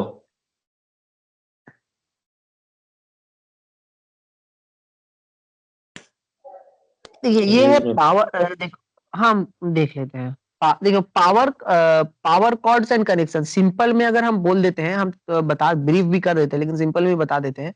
power cords and connection simple है कि आपके पास में तार है, चाहे वो जैसा भी तार हो। पावर कॉर्ड्स का काम होता है डाटा को ट्रांसफर करना और आपका पावर को ट्रांसफर करना। पावर कॉर्ड्स एंड कनेक्शंस इसीलिए बोला गया है क्योंकि वो कनेक्शन का भी काम करता है डाटा ट्रांसफर करने के लिए, और साथ में पावर ट्रांसफर करने के लिए भी काम करता है। हम लोग का टाइम में, आज के हम लोग के पास जो फोन का जो चार्जर का जो तार है, वो दोनों में ही काम में आता है। आप उससे मोबाइल भी रिचार्ज करते हैं और सेम उसी तार को अपना लैपटॉप से कनेक्ट करके मोबाइल को कनेक्ट भी करते हैं, तो डाटा भी ट्रांसफर करते हैं। तो वही बोला है, power cords connect devices to outlets with male plug and female connectors. Male plug and female connectors का मतलब यहाँ पे वैसा मेल फीमेल नहीं है। ये सिंपल सा यहाँ पे मतलब क्या है कि फीमेल कनेक्टर्स होता है, जो कि मेल प्लग मतलब कि जो सिस्टम का जो प्लग होता है लैपटॉप या उससे, हम लोग का जो फीमेल कनेक्टर माने जो मोबाइल का जो टाइप सी या टाइप बी या जो भी कनेक्टर है, तो उसके साथ में वो कनेक्ट करता है, फिट होता है। पावर कॉर्ड्स का यूज कंप्यूटर्स, प्रिंटर्स और दूसरे इलेक्ट्रॉनिक्स अप्लायंसेस में कॉमन है। मतलब ये नॉर्मली सा बात है।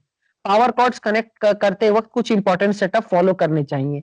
सबसे पहले डिवाइस को ऑफ करने चाहिए सेफ्टी के लिए।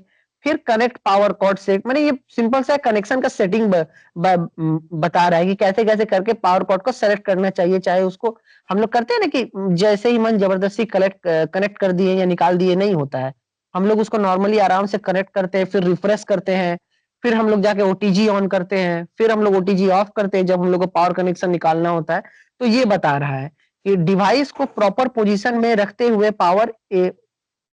पावर इंकलेट को आइडेंटिफाई करे, कॉर्ड को सिक्योरली प्लग करे और इंश्योर करे कि लूज कनेक्शन नहीं हो, साथ ही ओवरलोडिंग, वायर डैमेज और इम्प्रॉपर, ये नॉर्मली सा बता रहा है कि कोई खराब तार या कोई ऐसा कुछ को ना करे। तो पावर कॉर्ड्स और कनेक्शंस का सिंपल मतलब यही है कि भाई तुम डाटा ट्रांसफर करो, कुछ कोई भी कैसा भी आपका हो, टाइप सी या टाइप बी जो भी, और ये आप अपना उससे रिचार्ज चार्ज करो।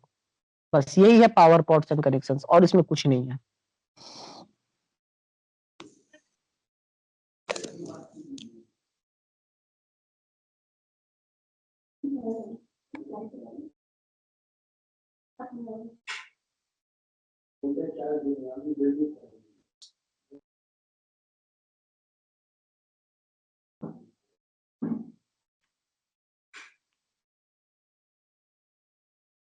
जितना जल्दी करो उतना लेट हो जाता है इसमें। Read in English words.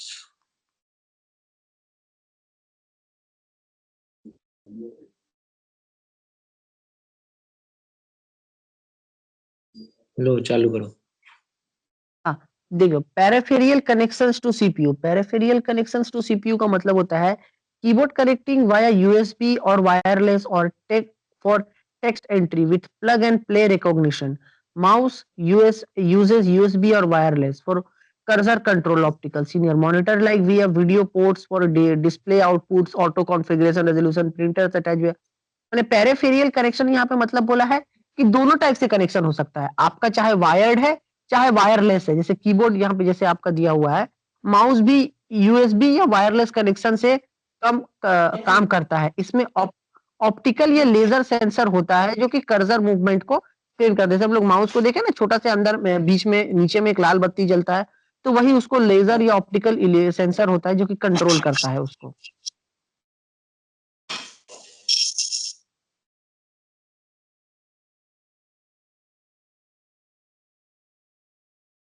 और मॉनिटर या मॉनिटर्स, और यहाँ पे जैसे दिया हुआ है तो वही होता है, मॉनिटर कंप्यूटर से भी वीडियो पोर्ट जैसे HDMI VGA डिस्प्ले पोर्ट के थ्रू कनेक्ट होता है। ये डिस्प्ले आउटपुट शो करता है और ज्यादातर केसेस में रेजोल्यूशन ऑटोमेटिकली कॉन्फ़िगर, मतलब कि पेरिफेरियल कनेक्शन मतलब कि ऑटोमेटिक आप बोल सकते हैं कि वो कनेक्शन होता है जो कि वायरलेस या वायर कैसे भी हो, उसमें ज्यादा कुछ हम लोग को सेटिंग नहीं करना पड़ता है।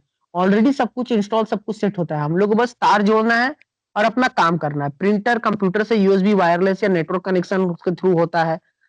आजकल प्रिंटर्स में ऑटो ड्राइव इंस्टॉलेशन भी है, मतलब कि ऑलरेडी खुद ब खुद इंस्टॉल हो जाता है। पहले के टाइम में क्या होता था कि प्रिंटर का हम लोग को अलग से सब कुछ कनेक्ट करने के बाद में उसका एक इंस्टॉलेशन का ड्राइव हम लोग को डाउनलोड करना पड़ता था। उस पूरा फाइल को हम लोग को सेव करके रखना पड़ता था। उसको इंस्टॉल बार बार, जितना बार उस सिस्टम को निकलता था या हम लोग दूसरा कोई कनेक्शन में लगाते थे, हम लोग को वो इंस्टॉलर फाइल चाहिए होता था उस सॉफ्टवेयर का, उसको ये करने के लिए। लेकिन अभी का टाइम में जितना भी हम लोग यूज करते हैं, जो भी हम लोग अपना लैपटॉप के साथ में या कंप्यूटर के साथ में कनेक्ट करते हैं ना, कोई भी दूसरा कोई लैपटॉप, दूसरा कोई प्रिंटर या दूसरा कुछ भी, तो हम लोग को उतना कुछ नहीं करना पड़ता, क्योंकि आजकल वो जो सिस्टम है ना, वो ऑलरेडी प्री इंस्टॉल्ड रहता है। हम लोग बस उसके साथ में कनेक्ट करते हैं, छोटा मोटा सेटिंग्स करते हैं और हम लोग अपना यूज करना शुरू कर देते हैं। जैसे कि यहाँ पर बोला है, प्रिंटर सेटअप प्रोसेस में पहले प्रिंटर टाइप सेलेक्ट किया जाता है, फिर उसे प्रॉपर पोजीशन में रखा जाता है। उसके बाद power on, ink torrent cartridges install और यूएसबी या वायरलेस कनेक्शन किया जाता है। नेक्स्ट स्टेप में सॉफ्टवेयर ड्राइव इंस्टॉल करके प्रिंटर सेटिंग कॉन्फ़िगर किया जाता है। एंड में टेस्ट प्रिंट के लिए दिया जाता है और प्रिंटर का डिफॉल्ट प्रिंट सेट किया जाता है। लेकिन अभी का प्रिंटर्स में क्या है, आप ये तो सब पहले का प्रिंटर का बता रहा है, लेकिन अभी का जो प्रिंटर्स में क्या है कि उतना भी कुछ नहीं करना पड़ता है। नॉर्मल सा प्रिंटर आया, सेटिंग किए, लगाए, सब कुछ प्रिंटर सेलेक्ट कर लिए, उसका सेटिंग वगैरह कर दिए और बस, इतना ज्यादा सॉफ्टवेयर उसमें इंस्टॉल नहीं करना पड़ता है। तो यही बता रहा है पैराफेरियल कनेक्शन, मतलब कि एक सेकेंडरी टाइप का ऑटोमेटिक कनेक्शन के तौर पे यहाँ पे वो बता रहा है।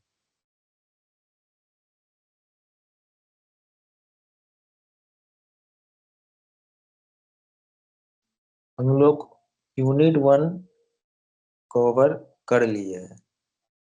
तो यहाँ पे कुछ सवाल जवाब है, एक बार हम लोग फिर से जो इम्पोर्टेंट क्वेश्चंस है एक बार दोहरा लेते हैं, ऑन है देख लेते। थैंक यू आकाश भाई। थैंक यू दादा, कोई बात नहीं।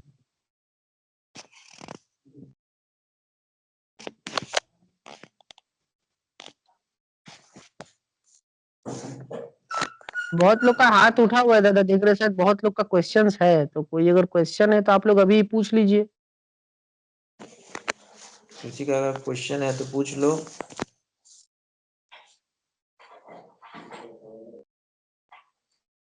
अगर 12:30 तक हम लोग क्या यूनिट 2 कवर कर पाएंगे तो देख लेते हैं, नहीं तो हाँ एक बोलेंगे बार तो ट्राई आज का। करते देखते हैं ना।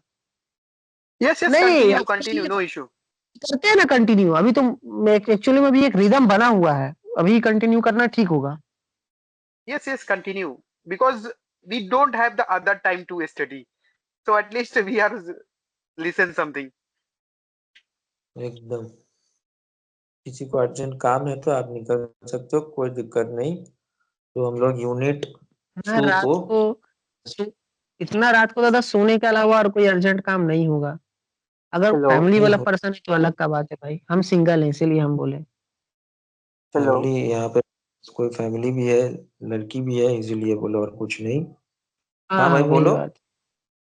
मैं ये पूछ रहा हूँ कि जो एमएस ऑफिस पावर पॉइंट वाले जो चैप्टर थे उसपे ज्यादा क्वेश्चन आने के चांस भी है पेपर में या नहीं है, तो उसको स्किप कर सकते हैं हम फिर। पावर ये एमएस ऑफिस वाले जो चैप्टर्स है ना, इसका अगर ज्यादा क्वेश्चन आने हाँ के चांसेस नहीं है, इनको हम चाहे तो एक बारी बस लिप लेके स्किप भी कर सकते हैं, क्योंकि जो थ्योरेटिकल पार्ट है वो पूछेंगे ना पेपर में, तो प्रैक्टिकल है। डाटा वैलिडेशन क्या होता है, पाइवट टेबल क्या होता है, थोड़ा थोड़ा एक बार डिस्कस कर सकते हैं कोई नोट्स के फॉर्म में पीपीटी बना के। लेकिन बाकी बिग डाटा, ये साइबर सिक्योरिटी वाले ये टॉपिक से फोकस करता है कि उसपे क्वेश्चन भी ज्यादा बनेंगे, थ्योरेटिकल है ना वो चीज को थोड़ा। ठीक है, बोल रहे हो, एकदम सही बोल रहे हो, लेकिन एटलीस्ट हम लोगों का एटलीस्ट क्या है कि जो हम लोग क्या कर रहे हैं यहाँ पे मेन चीज कर रहे हैं क्या जो है उसका थोड़ा सा ब्रीफ में, एकदम ब्रीफ नहीं एकदम शॉर्ट में भी उसको एक बार इंग्लिश में हम लोग ब्रीफ कर रहे हैं, एक बार हिंदी में हम लोग ब्रीफ कर रहे हैं, एटलीस्ट कुछ मेरे में रह जाएगा। इसके बाद हम लोग डायरेक्ट मॉडल क्वेश्चन पेपर में घुस जाएंगे पिछले दिन की तरह। पहले ये यूनिट 2 आज हम लोग क्लियर करेंगे, ये सारा के अंदर ये क्लियर होगा, और अगला दिन दूसरा सब्जेक्ट करेंगे। तो इस एटलीस्ट 4 हम लोग का क्लास में, हम लोग 4 नहीं सॉरी 6 क्लास के अंदर हम लोग पूरा यूनिट मतलब एटलीस्ट 2-2 करके कवर करेंगे तो हो जाएगा। उसके बाद जो इम्पोर्टेंट क्वेश्चन आंसर से फिर से हम लोग मॉडल क्वेश्चन में चालू करेंगे, और उसके बाद क्योंकि हम लोग डायरेक्ट अगर आंसर में घुसेंगे तो कुछ समझ नहीं पाएगा, नहीं तो आप लोग अंधेरे में तीर मारोगे, नहीं तो दिक्कत है। और इम्पोर्टेंट क्वेश्चंस भी हम मिल जाएगा, वो भी हम लोग डिस्कस करेंगे। अब लास्ट का 1-2 क्लास में हम लोग डिस्कस कर लेंगे, और आज के बाद कल भी हम लोग कल कोशिश करेंगे 9 साढ़े 9 बजे चालू करने के लिए, एटलीस्ट 2-2.5 घंटा मिल जाए। चलो ये कितना टाइम कल 10 बजे से चालू कर लेंगे और क्या है। हाँ, हाँ बहुत जल्दी भी नहीं, 10 चलो। बजे से 11 11:30 तक, क्योंकि असाइनमेंट भी खत्म कर देते हैं सहीयों को। तो यूनिट 2 चालू कर दो, चालू कर दो। आज अभी हो गया आकाश का, अभी आकाश थोड़ा सा रेस्ट लो, और दूसरा कौन है यहाँ पे थोड़ा सा ब्रीफ कर पाओगे, जल्दी बोलो, और जल्दी जल्दी करना है। यहाँ पे बहुत सारे स्टूडेंट है, सबको रिवाइज होना चाहिए ना। हाँ, सबको बोलने का भी एक कॉन्फिडेंस आएगा ना, हाँ कुछ लोग बैठ के बस सुन रहे हैं।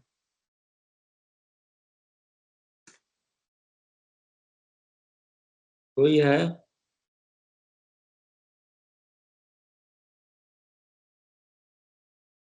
ठीक है दादा, अभी हम करते हैं, फिर अगर कोई आता है तो हम फिर स्टॉप हो जाएंगे। ठीक है, चालू करो।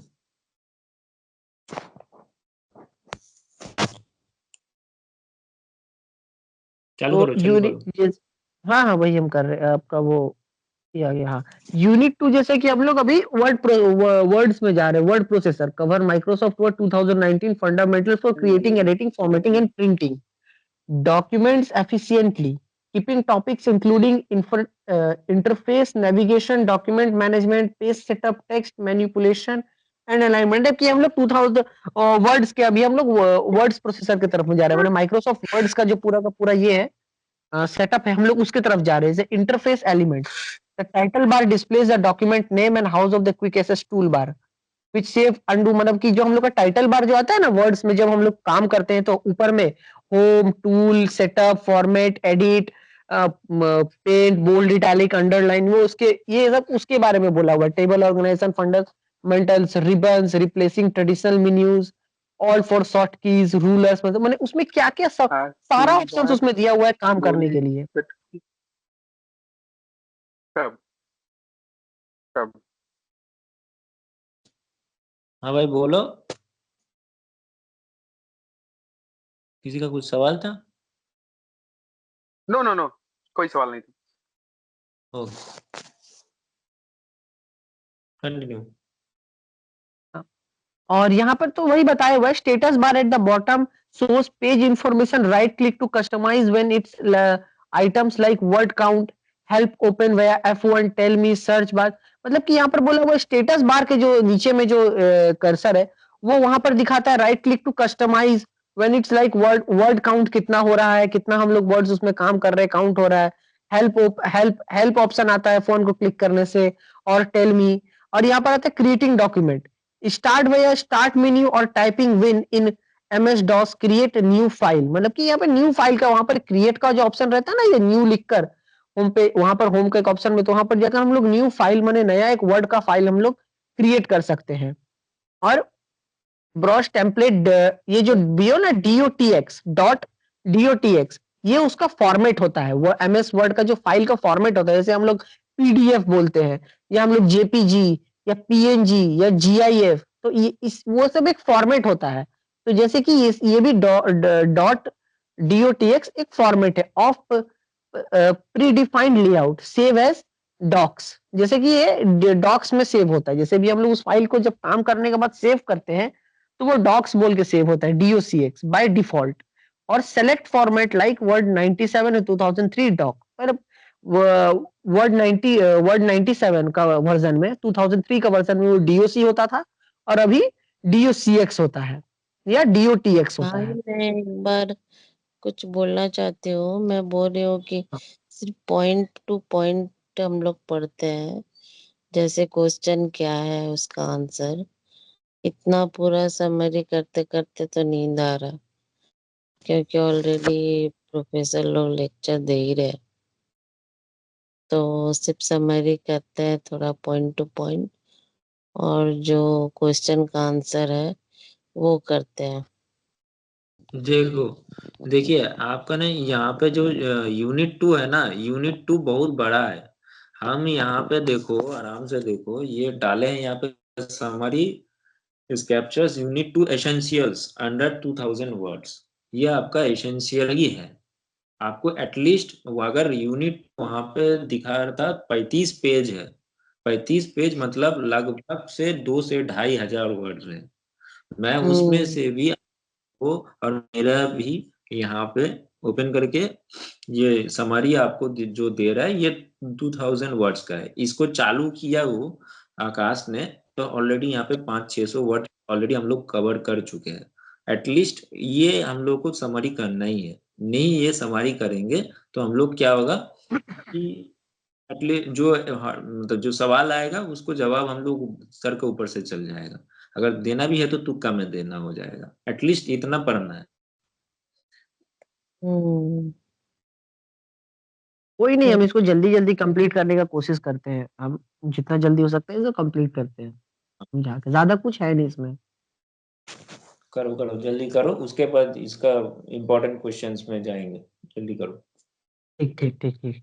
और जैसे कि यहाँ पे सिंपल सा बात बोल दिया है कि वर्ड्स पे हम लोग कैसे काम करते हैं, वर्ड्स का लेआउट क्या होता है, डिजाइन कैसा होता है, जो वर्ड्स का हम लोग जो पेज खोल के सबसे पहले देखते हैं ना, तो और ये तो इसका कैसे सब कुछ क्या होता है, तो वो हम लोग ये समझ लेते हैं। अब यहाँ पे आ जाते हैं डॉक्यूमेंट फॉर्मेटिंग के बारे में। फॉर्मेटिंग वे होम टैब, फ्रंट ग्रुप और group select text shows front size, मतलब ये डॉक्यूमेंट हम लोग को फॉर्मेट कैसे करते हैं, control B italic, control B italic bold से होता है, मतलब ये शॉर्टकट कीज है बोल्ड इटैलिक और अंडरलाइन का, control B control I control C का। Increase decrease size icon type value front colour icon drop down more colours RGB यानी red green blue HSL custom shades mini tool bar appearance and text selections for quick access, माने एक quick access का tools है। जबकि हम लोग जो control हम लोग यूज करते हैं कंट्रोल एक्स कट कॉपी या पेस्ट का, control X control C control V जो हम लोग करते हैं, move duplicate content via clipboard, ये सब शॉर्टकट कीज है जो कि हम लोग वर्ड में यूज करते हैं अपना फाइल को, पर मान के चलो कोई फोटो है या कोई टेक्स्ट है जिसको हम लोग को वर्ड में डालना है, तो हम लोग का नॉर्मल सा बात है उस फोटो को हम लोग कंट्रोल सी का कंट्रोल एक्स करके कट करके वहां पर या कंट्रोल सी करके कॉपी करके कंट्रोल वी कर देंगे पेस्ट कर देंगे, और तब हम लोग उसको अपने हिसाब से अलाइन कर लेंगे, सेंटर में फॉरवर्ड में मूव करना है, कहाँ क्या करना है। पैराग्राफ लेटर है, अगर उसको बोल्ड कुछ लिखना है बोल्ड में टैलिक में अंडरलाइन में, तो हम लोग डायरेक्ट जाके ऊपर का जो रिबन है उसमें बोल्ड इटैलिक उसको सेलेक्ट करके कंट्रोल ई करके ऑल सेलेक्ट करके उसको बोल्ड इटैलिक या अंडरलाइन में कर लेंगे, या हम लोग उसको direct control we control I control you या फिर ये कर लेंगे। ये शॉर्टकट कीज है और कुछ नहीं। अब यहाँ पे जैसे एक मिनट हाँ, अब जैसे text alignment home paragraph letter control L default control centre में करने के लिए जो कि हम लोग बताएं सेंटर राइट लेफ्ट अपने हिसाब से उसको एडजस्ट करने के लिए वो यहाँ पर टेक्स्ट अलाइनमेंट का बोला हुआ है कि होम में जाकर पैराग्राफ में जाकर कंट्रोल लेफ्ट करने के लिए कंट्रोल एल कर लेंगे, या सेंटर में करने के लिए कंट्रोल ई, राइट में करने के लिए कंट्रोल आर, और जस्टिफाई मतलब एक अपना हिसाब से जस्टिफाई अलाइनमेंट में करने के लिए कंट्रोल जे कर लेंगे। Align selection text bulleted. अब एडिटिंग टूल्स पे आ जाते हैं। एडिटिंग टूल्स यानी control Z, redo, control Y, reverse, spelling, red underline. मान के चलो कि कोई अगर कुछ स्पेलिंग गलत हो रहा है ना, तो सिस्टम हम लोग को ऑलरेडी उसको रेड लाइन करके ग्रामेटिकल एरर बता देगा।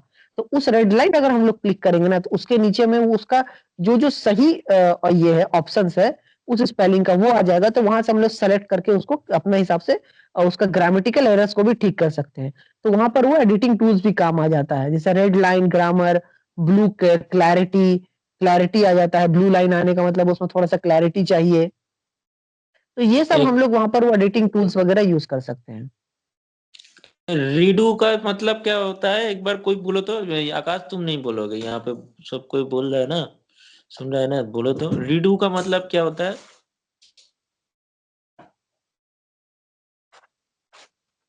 कोई बोल सकता है यहाँ पे रीडू का मतलब क्या है? अभी बोले आकाश ने।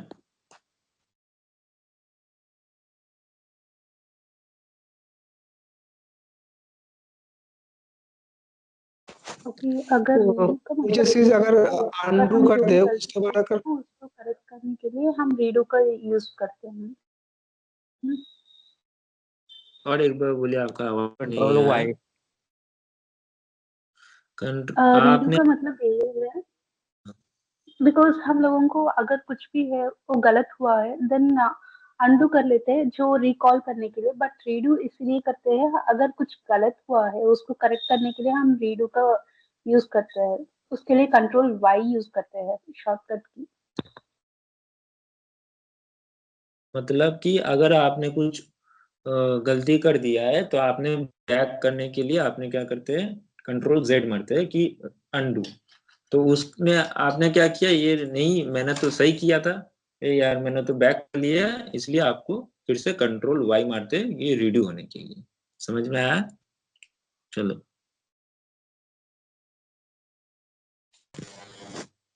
अब यहाँ पर जैसे कि हम लोग का जो हमने बोला था फीचर शॉर्टकट और पर्पस, मैंने सेव करने के लिए हम लोग नॉर्मली भी सेव करते हैं, लेफ्ट क्लिक करके सेव कर लेते हैं, और हम लोग चाहे तो कंट्रोल एस भी करके सेव कर सकते हैं। अंडू का जो अभी अभिनव भाई ने बोला रीडू अंडू, तो वो अंडू कंट्रोल जेड करके कर सकते हैं। जब ये अभी हम जो बताए bold italic underline justify control B control J control I control U, print करने के लिए कंट्रोल पी या डायरेक्ट प्रिंट का ऑप्शन। मतलब ये जो शॉर्टकट कीज है ना, ये हम लोग का काम को आसान कर देता है। माने अगर हम लोग को जितना शॉर्टकट कीज पता होगा ना, उतना हम लोग का माउस पे हाथ कम जाएगा, उतना जो टाइम है ना वो हम लोग का कम जाएगा, और हम लोग लैपटॉप कीबोर्ड के जरिए ही हम लोग सारा का सारा काम कर पाएंगे। तो ये शॉर्टकट कीज बस उतना का ही, अगर आप लोग याद कर सकते हैं तो उसका इस पे पूरा का पूरा चार्ट मिल जाता है। क्यों आएगा हम लोगों का एग्जाम में, हो सकता अच्छा, है ओके, रीडू जानते हो या आंडू हाँ जानते हो, हाँ, लेकिन एग्जाम में तो आपने वहां पे हम्म, रद्द कर दिया, तो ये आएगा लेकिन यहाँ से एमसीक्यू, ठीक है। हाँ, तो ये बस इसको थोड़ा सा याद कर लीजिएगा कि नॉर्मल सा कंट्रोल एस माने सेव, कंट्रोल जेड माने अंडू, कंट्रोल बी यानी बोल्ड, कंट्रोल जे यानी जस्टिफाई और कंट्रोल पी यानी प्रिंट। अब यहाँ पे आ जाते हैं पीडीएफ एंड एडवांस। तो save as PDF, as file as PDF और फिर PDF for platform independent viewing Adobe 1992 format. ये header footer pager breaker stable column enhance layout mail merger personalise bulk document, ये दूसरा चीज है। Save as PDF as file for platform independent viewing. अरे अर्नब भाई, ये क्या आपका वो पीडीएफ एंड एडवांस इसका ही पार्ट है या अलग से वो आपका लिखने पे वहां पर आ गया था? नहीं, मैंने कुछ नहीं लिखा अच्छा अच्छा इसको। अच्छा, देखो पीडीएफ एंड देखो, advance mail mergers personalised documents, ये तो नॉर्मल पीडीएफ एंड एडवांस का पार्ट है, जो कि हम लोग किसी एक चीज हम आप लोग को बता देते हैं। सपोज आप लोग जो डॉक्स का फाइल जो लोग सेव करते हैं ना, जैसे कोई डॉक्यूमेंट फाइल सेव हुआ वर्ड में, अगर हमको उसका फॉर्मेट अगर हम चेंज कर दिए ना, जैसे कि मेरा नाम एक पीडीएफ हम सेव डॉक का फाइल सेव किए हैं आकाश रिज्यूम सीवी बोलकर, और आकाश सीवी डॉट पीडीएफ अगर हम कर देना, तो वो पूरा का पूरा फॉर्मेट चेंज होकर पीडीएफ में हो जाएगा। या हम लोग कंट्रोल एस में जब हम लोग सेव करते हैं, तो उसके नीचे में एक ऑप्शन आता है सेव एज बोलकर, तो सेव एज वहां पर आता है एक्चुअल में किस फॉर्मेट में आप उसको सेव करना चाहते हैं। सेव एज पीडीएफ में सेव करना चाहते हैं, सेव एज डॉक्यूमेंट में, सेव एज जेपीईजी, या दूसरा किसी फॉर्मेट में। वर्ड का दूसरा बहुत सारा फॉर्मेट होता है, उस किसी फॉर्मेट में आप सेव करना चाहते हैं। डॉक्यूमेंट प्रेजेंटेशन को इंप्रूव करने के लिए हेडर और फुटर का यूज किया जाता है, जिसमें पेज नंबर डेटा या टाइटल ऐड किया जा सकता है। पेज ब्रेकर कंटेंट को प्रॉपर पेजेस में डिवाइड कर देता है। पेज ब्रेकर मान के चलिए बहुत सारा एक लंबा पीडीएफ है, एक फाइल है, तो वो पेज पेज में टूट जाता है, page number 1, page number 2, page number 3, तो ये पेज ब्रेकर का काम करता है। वो ऑटोमेटिक होता है, को प्रॉपर पेजेस में डिवाइड कर देता है। टेबल और कॉलम्स इंफॉर्मेशन को स्ट्रक्चर और इजी टू रीड बना देता है। माने टेबल्स और कॉलम्स, माने जो टेबल्स होता है जो कि ऊपर में आपका दिया है, जो ऑप्शंस दिया रहता है, और कॉलम्स जो दिया रहता है, वो उसको और आपको इंफॉर्मेशंस को स्ट्रक्चर को रीड करने के लिए और इजी कर देता है कि किस स्ट्रक्चर को कब कहाँ पर कैसे रीड करना है। ओवरऑल अगर हम बोले, तो जब आप कोई फाइल को सेव करते हैं, तो सिस्टम क्या करता है, वर्ड का क्या क्या करता है, सेव करने के बाद उससे सारा चीज को एक अच्छा एक प्रॉपर मैनेजमेंट तरीका से सजा देता है, कि आप जब भी वो फाइल को खोलें, तो वो कभी भी ये मतलब क्या रहे, पूरा खराब ना रहे। आप उसको खोलें और आप अपना यूज करें या उसको पढ़ें, जैसे भी आप अपना करें। मेल मर्जर एक यूजफुल फीचर है, हम बता दे रहे हैं, मेल मर्जर एक यूजफुल फीचर है, जिसका उसके बल्क डॉक्यूमेंट जैसे लेटर नोटिस या ईमेल्स को पर्सनलाइज करने के लिए होता है। इससे इससे सेम डॉक्यूमेंट्स मल्टीपल लोगों के लिए अलग अलग नेम्स एड्रेस और डिटेल्स के साथ ऑटोमेटिकली जनरेट किया जा सकता है। मेल मर्जर्स का मतलब हो गया कि आपका एक ही डॉक्यूमेंट, आप एक ही डॉक्यूमेंट को मल्टीपल यूजर्स के लिए आप एक मर्ज कर दिए, माने एक ही डॉक्यूमेंट्स के साथ में आप मल्टीपल यूजर्स को लिंक कर दिए, तो वो मेल मर्जर का काम करता है।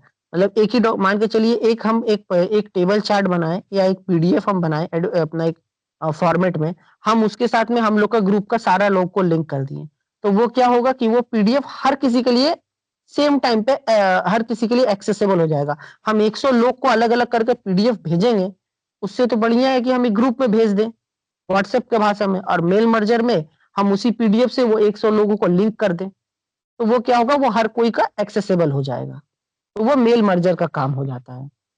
कोई अगर डाउट है तो आप लोग पूछ लीजिए। अब आता है यूनिट 1 का, ठीक है।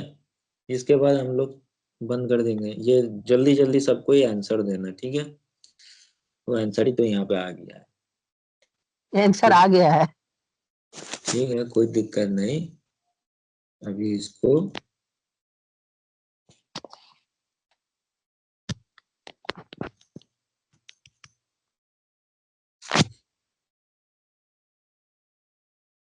सब कोई जल्दी जल्दी बोलो। अच्छा, एक करके पूछते हैं, देखते हैं कौन सो गया।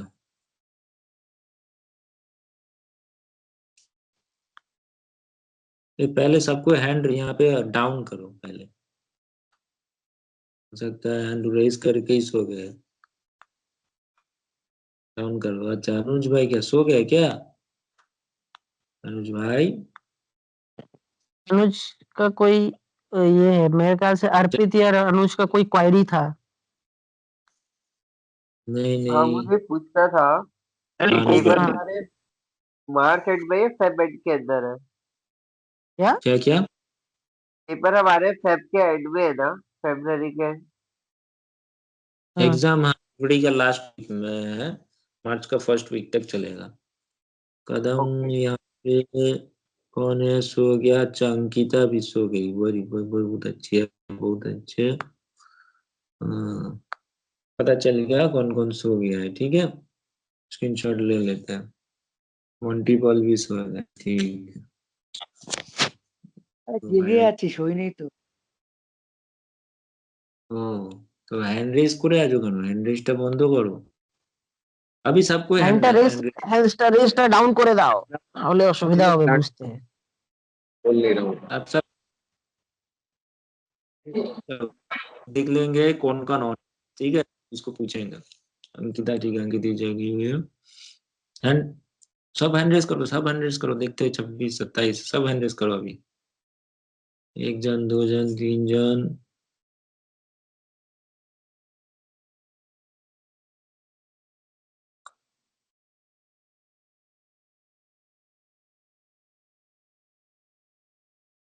चलो पहला क्वेश्चन है सीपीयू का मेन फंक्शन क्या होता है, ठीक है। ये क्वेश्चन का आंसर देगा हम लोग का यहाँ पे, बोल दो अर्पित भाई बोल दो,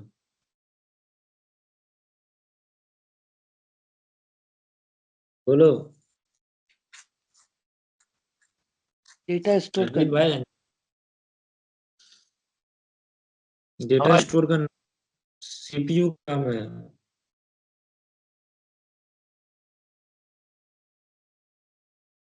भाई, ठीक बोल रहे हो ना इनपुट लेना भाई? इंस्ट्रक्शंस इंस्ट्रक्शन प्रोसेस करना, करना ये डेटा तो तुम्हारा यूएसबी भी स्टोरेज कर लेगा, तो वो सीपीयू थोड़ी है। समझ में आया। अब इसको, इसका आंसर ना ऐसे हम नीचे जाएंगे नहीं तो देख लेगा ये लोग। बोलो क्यों, समझ में आया क्यों, कहाँ पे गलत थे? डेटा स्टोर करना तो भाई रैम एसएसडी का नहीं तो हार्ड डिस्क का काम है, नहीं तो पेन ड्राइव का काम है। डेटा स्टोर वहां पे हम लोग करते हैं। इनपुट लेना किसका काम है? इनपुट लेना अभी बोले हैं भाई, लेना है किसका काम है? अभी इनपुट अभी तो हम लोग सीपीयू मेन काम है हम लोग को इंस्ट्रक्शन में प्रोसेस करना, ठीक है। ले सेकंड में आ जाओ सब कोई। सीपीयू की प्रोसेसिंग स्पीड किस यूनिट में मेजर की जाती है? अभी बोले थे, जल्दी बोलो। कौन बोलेगा यहाँ पे? देख लेते हैं, कोई भी आंसर जिसको हम पूछेंगे वही बोलेंगे। अतुल भाई बोलेगा, बोलो अतुल भाई। हाँ हट जाएगा क्या? हट हर्ट्ज, अतुल भाई का कहना है हर्ट्ज, एकदम सही। सबको याद है ना, भाई समझाए थे आकाश भाई, हर्ट्ज, ठीक है। अब हम लोग जाएंगे चीते की तरह नीचे। चलो तीसरा, बोलो कौन सा CPU architecture mainly mobile device के लिए यूज होता है? बहुत अच्छा है, ये भी भाई ने बोला था। जल्दी जल्दी बोलो, ये सबको ही आंसर तो देखते हैं कौन। भाई बोल रहा है ARM, और ARM क्या सही है? दूसरा कोई है कि दूसरा इसका जवाब दूसरा है, किसको लगता है? एकदम, हाँ एकदम सही है। मोबाइल और टैबलेट के लिए ARM होता है और पीसी के लिए x86 होता है, ठीक है। ये भी भाई ने बोला था, याद है। चलो आ जाते हैं चौथे में। कैच मेमोरी का पर्पस क्या होता है? परमानेंट डाटा स्टोरेज, बैकअप लेना, फ्रीक्वेंटली यूज डेटा को फर्स्ट प्रोसेस करना, display unit display quality improve करना। क्या काम है?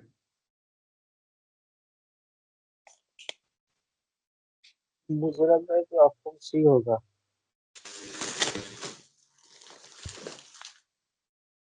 बहुत लड़का लोग भी आंसर दे दिया, अभी कोई लड़की लोग आंसर देगा।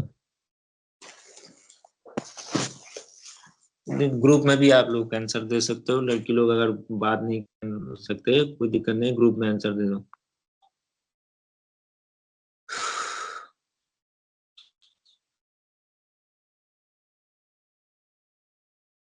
हाँ भैया आप तो आंसर दो यार, जल्दी करो।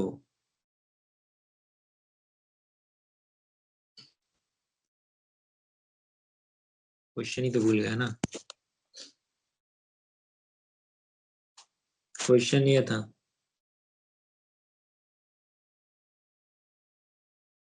यार इसको जल्दी खत्म करके हम लोग सोने जाएंगे, करो।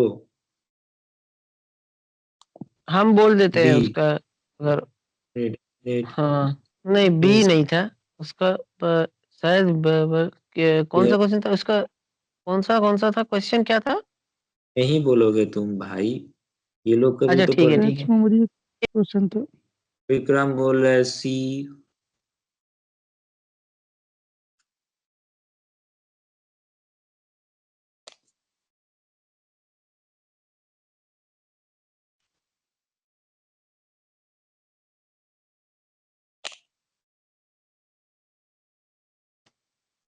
लड़की एक ही लड़की ने आंसर किया, और कहाँ है? सब कुछ सो रहा है क्या? अच्छा कोई दूसरा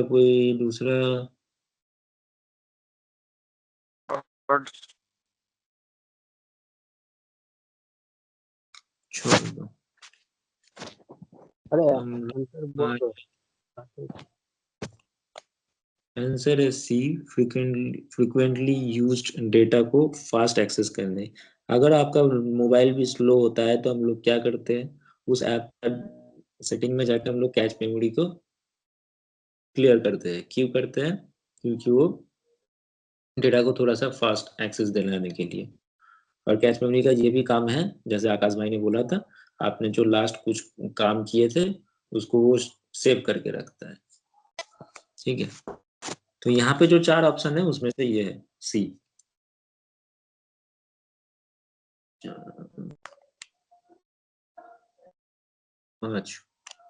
बोलो कौन सा इनपुट डिवाइस फिजिकल डॉक्यूमेंट्स को डिजिटल फॉर्म में कन्वर्ट करता है?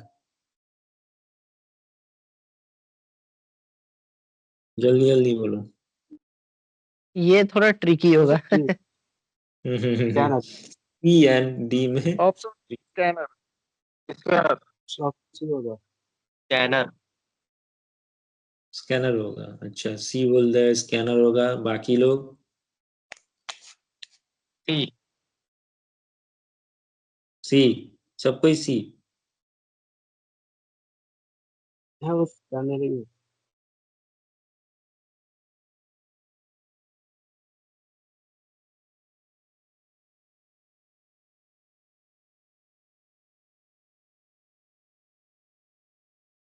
क्यों सी?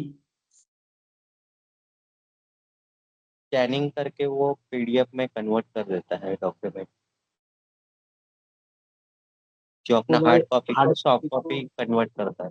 हार्ड कॉपी को सॉफ्ट कर सकते हैं। एकदम, इसीलिए हम लोग जब प्रिंटर पे खरीदने जाते हैं तो वहाँ पे प्रिंट स्कैन कॉपी के साथ तो ये प्रिंटर बोले हम ना लोग। ट्रिकी रहेगा, क्योंकि अभी का टाइम में प्रिंटर और स्कैनर दोनों एक ही में आता है। तो अगर कोई बोलता है कि भाई प्रिंटर है, तो टेक्निकली वो भी गलत नहीं होगा। टेक्निकली वो गलत नहीं होगा, क्योंकि प्रिंटर और स्कैनर अभी एक ही में आता है।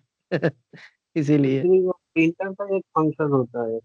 हाँ, ये फंक्शन अलग अलग होता है, बिल्कुल सही बात है। मतलब हम बस वही बोल रहे हैं कि टेक्निकली बात है, लेकिन वो ऐसे तो दोनों का 4000 का अपना अपना ही काम है। स्कैनर जो आता है वो मिनिमम 8-9 हजार दाम होता है, और प्रिंट हाँ स्कैन वाइज हाँ, होता है वो 11-12 हजार चल जाता है। एक एक फीचर्स का अलग अलग होता अलग अलग दाम है, बिल्कुल। है।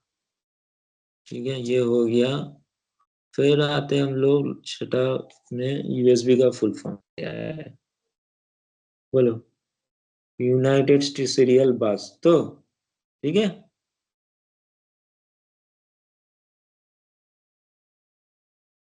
कौन बोलेगा आंसर?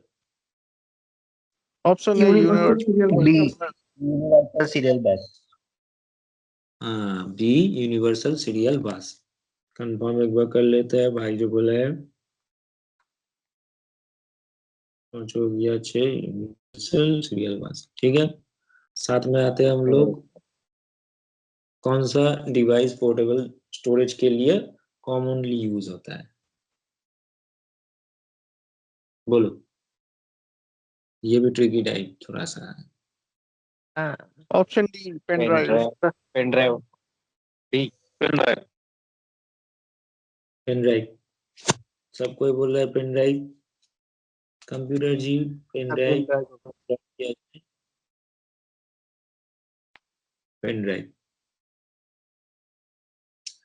पोर्टेबल मतलब हो गया, आपको डीवीडी जो है, सीडी जो है, वन टाइम है। पेन ड्राइव में क्या होता है, आप उसको रिमूव करके फिर से आप दूसरा डेटा में डाल सकते हैं।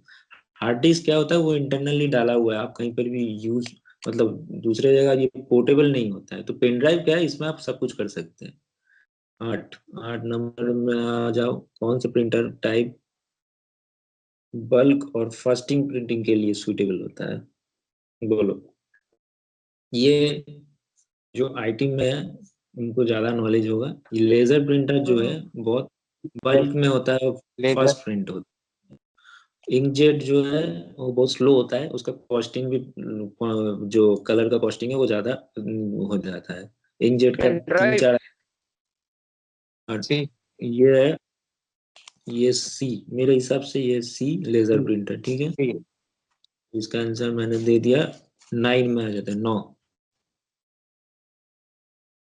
मतलब जो है ना लेजर प्रिंटर, 1 मिनट में आप 20-30 पेज भी मतलब प्रिंट आउट होता है, ठीक है। पीडीएफ फॉर्मेट का मेन एडवांटेज क्या है? बोलो। इजी रीडिंग, सेम फॉर्मेटिंग हर डिवाइस पर, स्मॉलेस्ट फाइल साइज, सिर्फ ऑनलाइन यूज।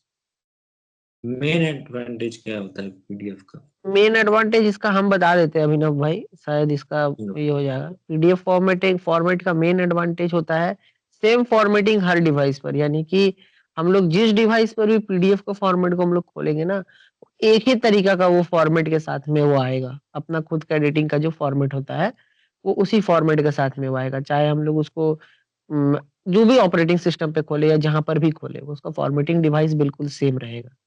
तो ये बी ऑप्शन होगा, सेम फॉर्मेटिंग हर डिवाइस पर। ठीक है, ठीक। करेक्ट। ठीक है, समझ में आ गया। लास्ट वाला क्वेश्चन में हम लोग आ जाते हैं, मेल मर्ज का प्राइमरी यूज क्या होता है? ये ऑप्शन बी होगा। B bulk personalised document. Document करना। बी। ठीक है, इसी के साथ हम लोग यूनिट 1 और 2 कवर कर चुके हैं। बधाई हो सबको, सब सो जाओ। चलो, थैंक यू ऑल।